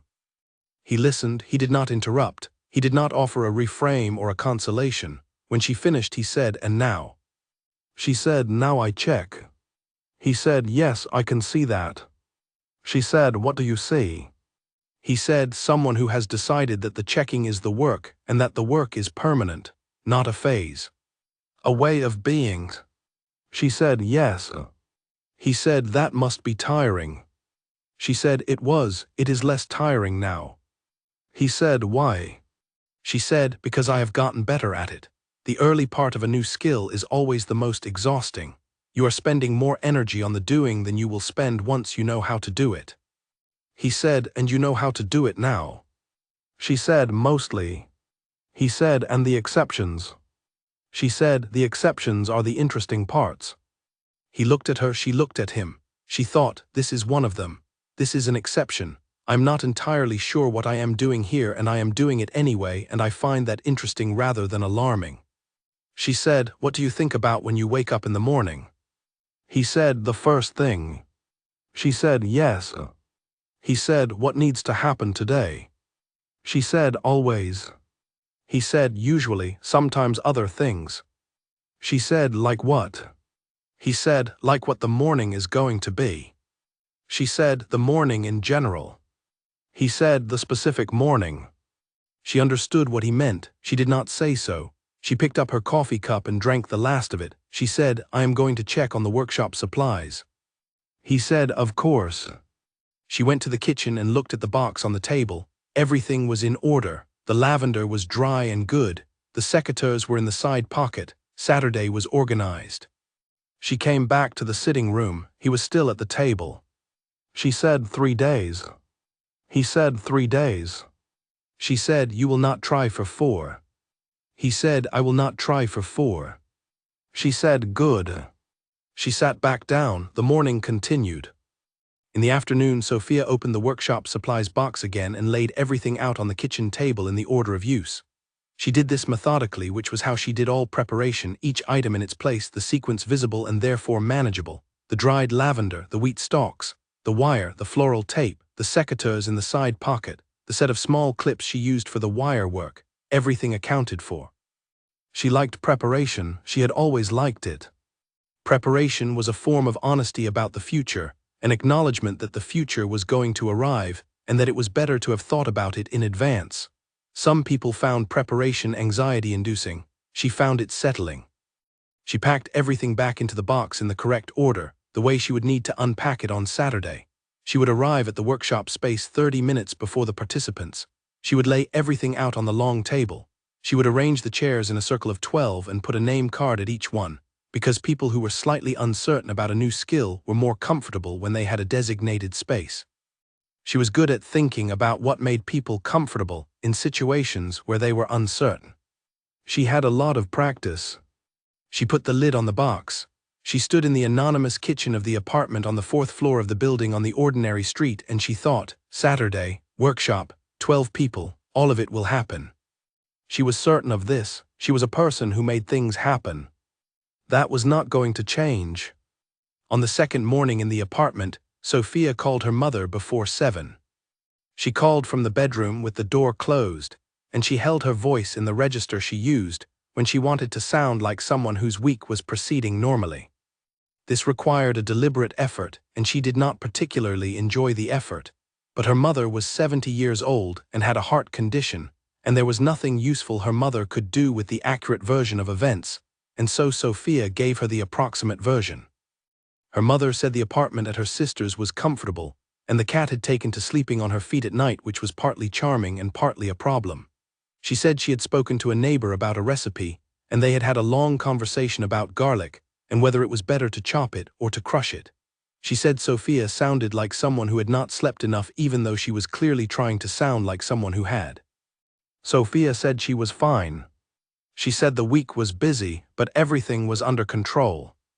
Her mother said, "And that man?" Sophia said, "What man?" Her mother said, "Sophia." Sophia said, "I have nothing to report at present." Her mother was quiet for a moment. Then she said, "The second time you have said it exactly that way." Sophia said, "I am not managing you."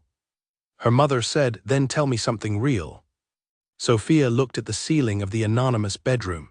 She thought about what she could truthfully say without saying the things that would cause her mother concern, and she found that the truthful things and the non-alarming things had more overlap than she had expected. She said, "He is someone I am figuring out." Carefully. Her mother said, "Is he worth the care?" Sophia thought about sesame rolls and the second cabinet, and a man who drove across the city in October rain because he had decided that the discomfort was preferable to the management of it. She said, "Yes, I think so." Her mother said, "That is the most you have said." Sophia said, "I know." Her mother said, "Eat properly. You always forget to eat when you are busy." Sophia said she would. She said goodbye and sat with the phone in her lap for a moment, looking at the window.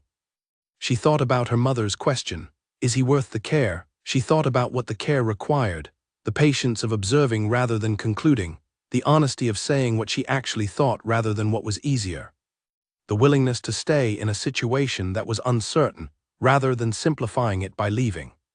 She thought, yes, the care is proportionate.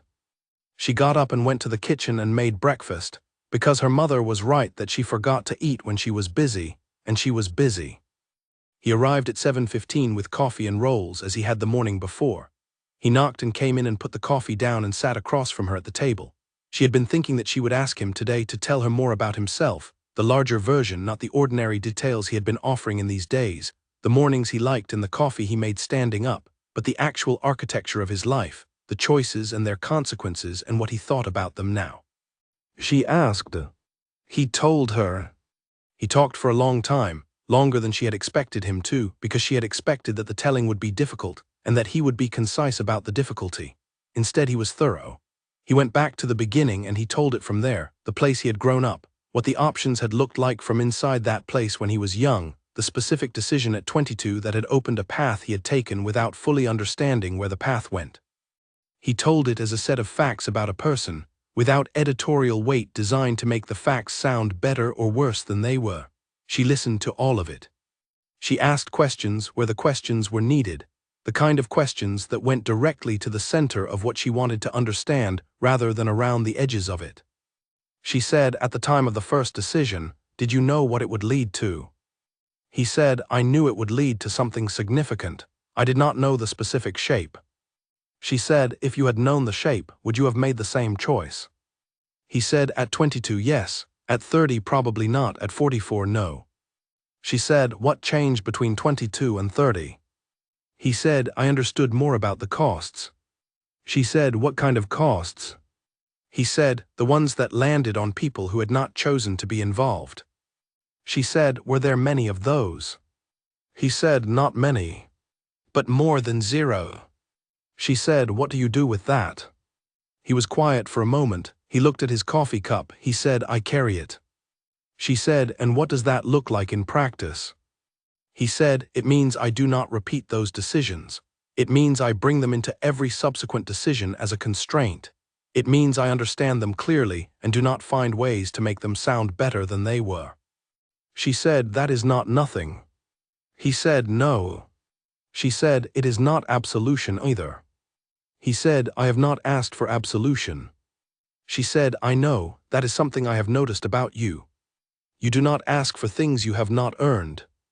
He looked at her with an expression she had not seen before, or rather she had seen it before but not this clearly, not with this little management around it. It was the expression of a man who has been seen and does not quite know what to do with being seen, because being seen is not something that usually happens to him. She looked away first, not to spare him but because she had finished looking and she was not a person who held eye contact past the point where it was useful. She picked up her coffee cup. She said, "What made you come to the gala?" He said, "An obligation I could not delay any longer." She said, "You had been avoiding public events." He said, "For about 2 years, yes." There had been a period that required significant focus and withdrawal. She said, "And the gala was the return." He said, "It was the beginning of the return. I had planned to be there for 15 minutes. She said, "And instead?" He said, "Instead I met you." She said, "In a corridor." He said, "In a corridor." She said, "Where I told you I had 3 more trays to deliver." He said, "Yes." She said, "And you find that significant?" He said, "I find it the most significant thing that happened to me that year." She put her cup down. She said, "That is a great deal of weight to put on a very small moment." He said, "I know." She said, "What made it significant?" He said, "You were not impressed by me. You were not afraid of me. You were not interested in me as anything other than an obstacle between you and the next tray. You treated me like a person who happened to be in the way of something more important." She said, "You were in the way of something more important." He said, "Yes, and you said so." She said, "Most people would not have." He said, "No." She said, "I did not know who you were." He said, "I know, but I think even if you had known, you would have told me about the trays." She thought about this. She said, "Probably." On the 3rd afternoon, sitting in the sitting room with the south-facing window letting in the pale autumn light, she said, "I am going back to the shop tomorrow." He said, "We agreed 3 days."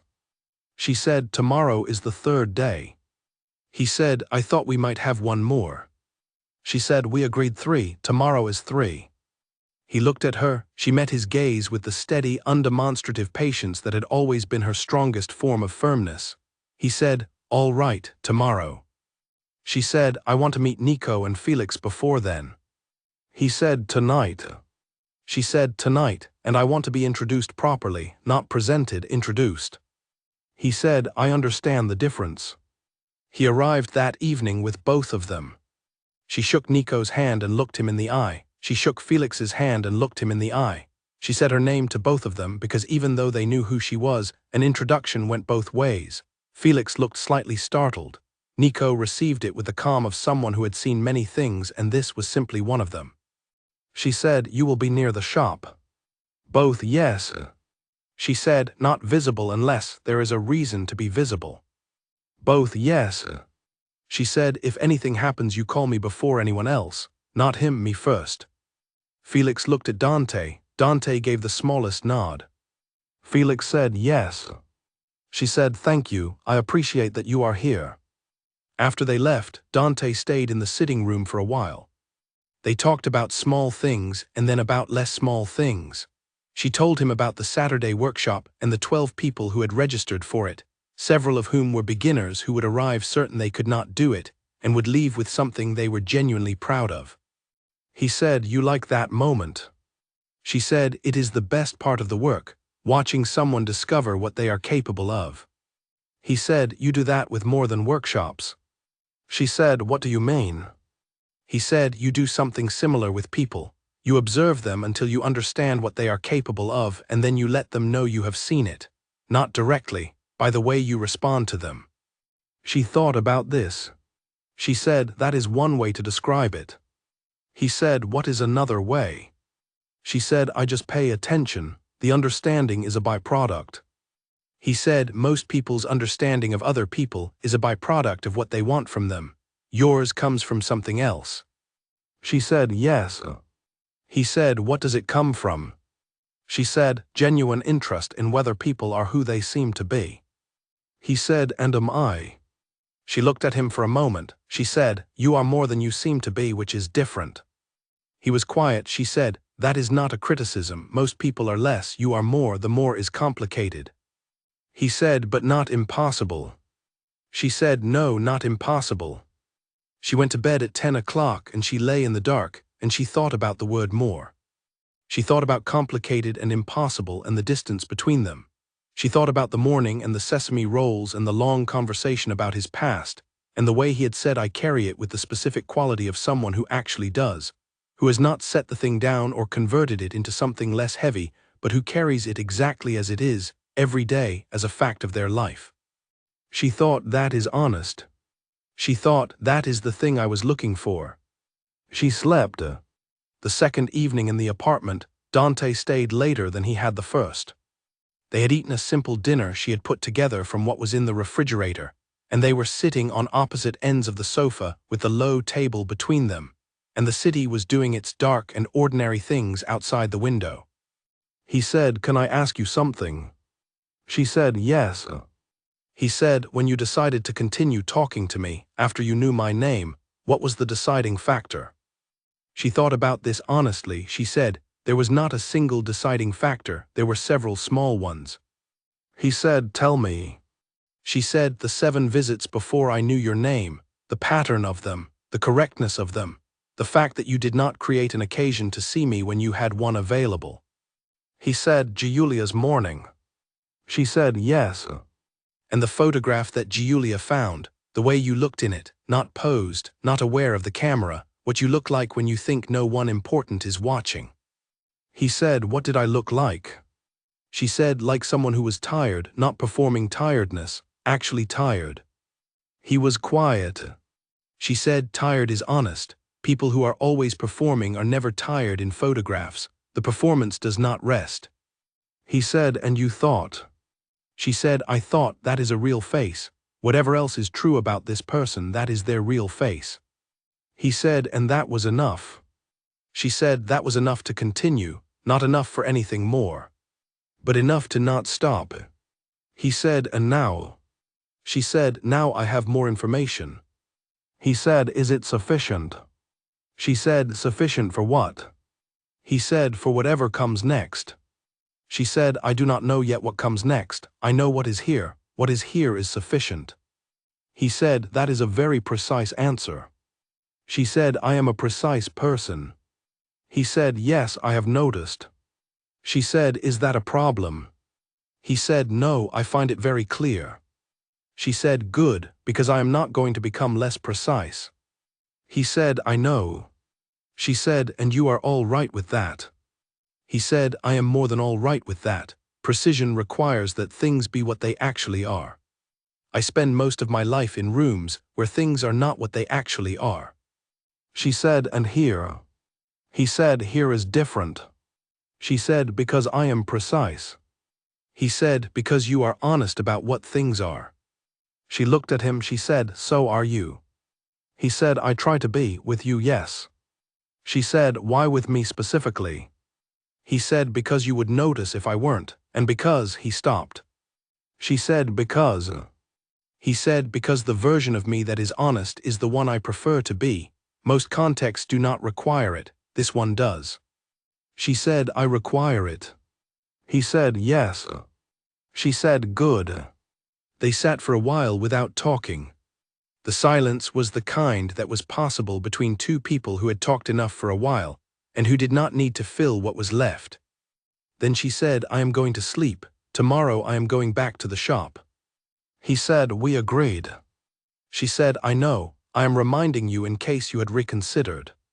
He said, I had not reconsidered. She said, good night. He said, good night, Sophia. She went to the bedroom and she lay in the dark and she thought about what he had said. The version of me that is honest is the one I prefer to be.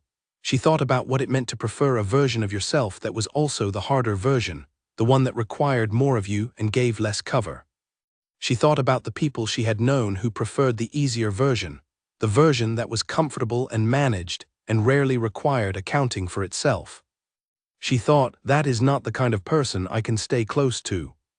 She thought, the kind of person I can stay close to is the kind who prefers the harder version. She thought, yes. She slept. On the final afternoon in the apartment, the one before she was going back to the shop, she asked him something she had been holding. She said, the gala, the first public event in 2 years. You said you planned to be there for 15 minutes. Were you going to come back eventually to that kind of thing? Or were you planning to stay away? He said, I did not have a specific plan. She said, that is unusual for you. He said, yes. She said, what were you waiting for? He said, I did not know. She looked at him, she said, and now do you know? He looked back at her steadily. He said, I had stopped looking for a reason that seemed sufficient. I had started to accept that sufficient reasons were not always available in advance. She said, that is a change. He said, yes. She said, a recent one. He said, recent, yes. She said, good. She went back to what she had been doing, which was sorting the dried wheat stalks for Saturday by length, because the longer ones were better for the structural work, and she wanted to know which she had and how many. She sorted them with her hands and counted quietly in her head and thought about what he had said about sufficient reasons not always being available in advance. She thought, no, they are not always available in advance. She thought, sometimes you go forward without them and find out what they were afterward. She sorted the last of the wheat stalks. Everything was counted and ready. Saturday was going to be fine. She walked into the shop at 7:50 on the 4th morning and stood for a moment just inside the door before she did anything else. The smell of it reached her immediately. Damp earth and cold water and the faint, clean sweetness of the freesias that were still in the refrigerated section from Tuesday's delivery. The quality of the morning light through the east-facing window, the counter with its familiar small marks, and the display she had built on Monday that Giulia had maintained with her own adjustments, while Sophia was away, good adjustments. The tulips slightly more forward than Sophia would have placed them, but the effect actually better. She put her bag under the counter, she turned on the kettle, she opened the refrigerated section and began the morning check. She was back. Giulia arrived at 9 and stopped in the doorway and exhaled with a relief so complete that her whole body participated in it. She said, "You are here." Sophia said, "I am here." Giulia came in and stood at the counter and looked at Sophia with the specific care of someone who had been waiting to confirm with their own eyes that a person they were worried about was all right, not performing care, actually caring. Sophia had known for 18 months that Giulia was someone who actually cared, and she held this as a fact she was grateful for. Giulia said the real answer, not the managed one. Sophia said, I am genuinely fine, not performing fine, not holding myself together, actually fine. Giulia looked at her for a moment. She said, you are different. Sophia said, what do you mean? Giulia said, you are more settled, that is the closest word, you were always composed. This is composed plus something. Sophia said, I made some decisions. Giulia said, about him. Sophia said, among other things. Giulia made the morning coffee. She handed a cup to Sophia without asking and they went to work, and the morning became what mornings at the shop were, full and purposeful and made of small real tasks, and this was one of the things Sophia had always loved about the shop, the way the work was honest, the way it was the same whether you were happy or anxious or calm or waiting for something.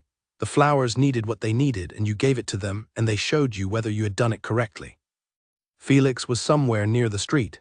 She could not see him from inside the shop, which was what she had asked for. At 11:45 her phone rang. Dante said, how is the shop? She said, the same as always, which is good. He said, good, a brief pause. Victor has pulled his people back. She said, when? He said, last night, confirmed this morning. She said, what did you do? He told her. He described the financial instruments that had been activated, the legal complication that had been introduced into one of Victor's business arrangements, the pressure that had been applied through channels that were legitimate in form and effective in result. He described it clearly, without simplifying it in a way that would make it sound better or worse than it was. She said, is it over? He said, for now. She said, for now is not enough. He said, I know, but for now is the honest answer.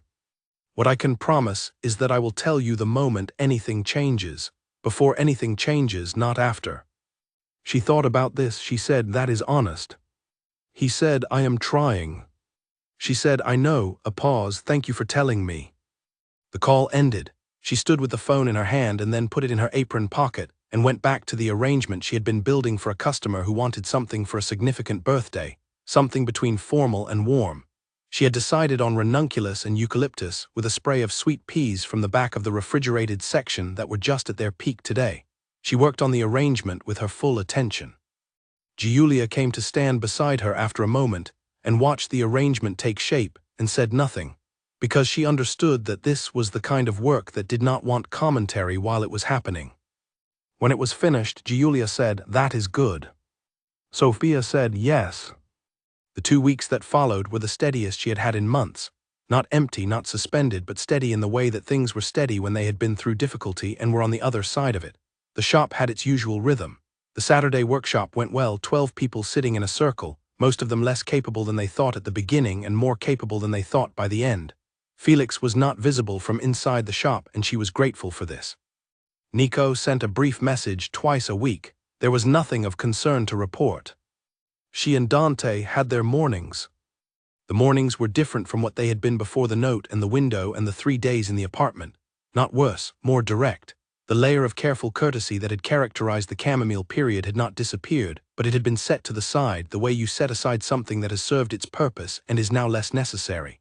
What they had in the mornings now was more honest than what they'd had before, which was not something she had thought possible 6 weeks ago.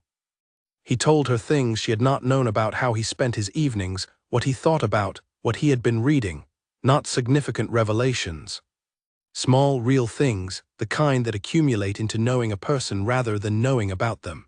She told him things in return, about her father and about the 2 years of rebuilding after Marco, and about what she had learned about herself in the course of those years, which was more than she had expected to learn and some of it surprising. 3 weeks after the return to the shop, on a Saturday evening, he asked if she would have dinner with him. She said, as what? He said, as what you want to be. She said, dinner, just dinner, not an arrangement or a category. He said, yes. She chose the restaurant. She chose it with 3 specific criteria in mind. It had to be small, it had to be somewhere she genuinely liked the food, and it had to be entirely outside the frame of the life he usually occupied. She found one that met all 3, a 40-seat place with different chairs at different tables and a handwritten menu, and a couple of wine bottles with candles in the necks on every table. He arrived on time, as he always did. He looked around the restaurant when he sat down and she watched him take it in. He said, "I like this." She said, "I thought you would, that is why I chose it." They ate well. They talked without the structure that conversations have when they are being managed, without agenda on either side, just two people who had arrived at a point where they were genuinely interested in each other's thoughts and did not need a reason to show it. Between the main course and the dessert, which arrived as a single very good piece of chocolate cake with 2 forks, he said, "I should tell you something about the gala." She said, "Tell me." He said, "It was the first public event I had attended in nearly 2 years. He paused. There had been a period of significant difficulty. I had pulled back from things that were not essential. She said, "And the gala was essential." He said, "An obligation I had delayed as long as I could delay it. I planned to be there for 15 minutes. She said, "And you stayed." He said, "I stayed because of you." She looked at him across the table. She said, "I do not want to be the reason you stayed in a room." He said, "What do you mean?" She said, "I mean I do not want to be something that draws you back into a version of your life you were trying to be different from. I do not want to be an anchor. I do not want to be a cause or a purpose." He said, "Then what do you want to be?" She said, "Something quieter than that. I want to be somewhere in your life that does not cost you the way everything else does. Somewhere you can put the weight down for a while, not a reason to be in the world, just something good in the world that you have access to." He looked at her for a long time. The candlelight was between them, and the couple at the next table was doing their best to seem less nervous than they were, and the restaurant was small and full of ordinary people having their ordinary Saturday evenings. He said, "No one has offered me that." She said, "Most people imagine you need more of what you already have." He said, "And you think differently." She said, "You have more than enough of the significant things, the sesame rolls and the chamomile and the Tuesday morning coffee with B. Those are what you do not have enough of." He said, "The small things." She said, "The small things are the most reliable. You have heard me say that." He said, "Yes." She said, "I meant it both times." Walking home afterward, he stopped at the corner near her building. She stopped beside him. The lamplight made a small yellow circle at their feet, and the street beyond it was dark and quiet. He said, "I told my people about you, 2 weeks ago, formally. I told them you are not a private matter and that the arrangements around your safety are to be maintained." She went still. He said, "I should have told you before I did it." She said, "Yes." He said, "I made a decision about your life without asking you first." She said, "Yes, you did." He said, "I am telling you now because you should know." She stood on the corner and held the thing he had said the way she held things that required real thought, fully and without hurrying to a conclusion. She said, "Can it be undone?" He said, "No." She said, "Then we proceed from here. And we proceed with the understanding that this does not happen again. Decisions about my life require my involvement before they are made, always." He said, "Yes." She said, "I mean always, not almost always." He said, "I know what always means." She said, "Good." She looked at him on the corner. He was standing in the lamplight with the dark street behind him, and he looked, in this moment, more like the person she had been building a picture of for months than like any other version of himself she had seen. She said, "Thank you for telling me." He said, "I should have told you before." She said, "Yes, but you told me now." She paused. "Same time Monday morning." He said, "Same time." She turned and walked to her door and let herself in without looking back, the same way she had not looked back in the corridor at the gala, because there was nothing to look back at that she was not already carrying with her. She went up to her apartment. She turned on the kitchen light. She put the kettle on. She sat at the kitchen table with her coat still on, and she looked at the surface of the table and the medication folder and the small lamp and the ordinary evening things. She thought about what it meant to be somewhere quiet in someone's life. She thought about whether she had said the right thing. She thought about the answer, which was that she had said what was true, and true was the only version she knew how to say. The kettle boiled. She made her tea. She held the cup with both hands the way she always did when the tea was hot and she was sitting still. Outside, the city was doing what it always did, which was being enormous and complicated and full of people living their various ordinary lives. She was one of them. She had always been one of them, and whatever else she became or did not become, she intended to stay one of them. She was a woman with a florist shop, and a mother she called every evening, and a colleague who made coffee too strong, and an elderly woman named B who came on Tuesday mornings and knew about glass weights. She was a person who observed small things and found them sufficient, and who had, over the course of a month of chamomile purchases and several significant conversations, and 3 days in an apartment with south-facing windows, found one more small thing that she found sufficient. She drank her tea, she rinsed the cup, she turned off the light. On Monday morning, she would open the shop and arrange the display, and start the kettle, and wait for the bell above the door to ring at 23 minutes past 8. She was already looking forward to it. B called on the Thursday of the first week back, which was unusual because B called on Tuesdays when she came in for coffee, and not on any other day unless something required it. Her voice was the same as always, direct and slightly impatient in the way of people who are 71 years old, and have decided that they have done enough preliminary conversation in their lives to have earned the right to get to the point. She said, "The window." Sophia said, "Yes, I was going to explain on Tuesday." B said, "The man who called about it." Sophia said, "Yes." B said, "He knew about glass weights." Sophia said, "He is thorough about things." B said, "He is something." A brief pause. "Is everything all right?" Sophia said, "Everything is all right. I will explain more on Tuesday." B said, "Tuesday then, bring good coffee this time." Sophia said, "I always bring good coffee." B said, "You bring the coffee I can tolerate. That is not the same as good coffee." Sophia said, "I will bring better coffee." B hung up. Sophia put her phone in her apron pocket and returned to the arrangement she had been building, which was for a woman who had said she wanted something that looked like it had been found rather than made. Sophia liked these commissions. They required a different kind of thinking, the thinking of arrangement without the appearance of arrangement, which was the hardest form of the work and the most satisfying when it came out right. She thought about what B had said about the man who had called. He knew about glass weights.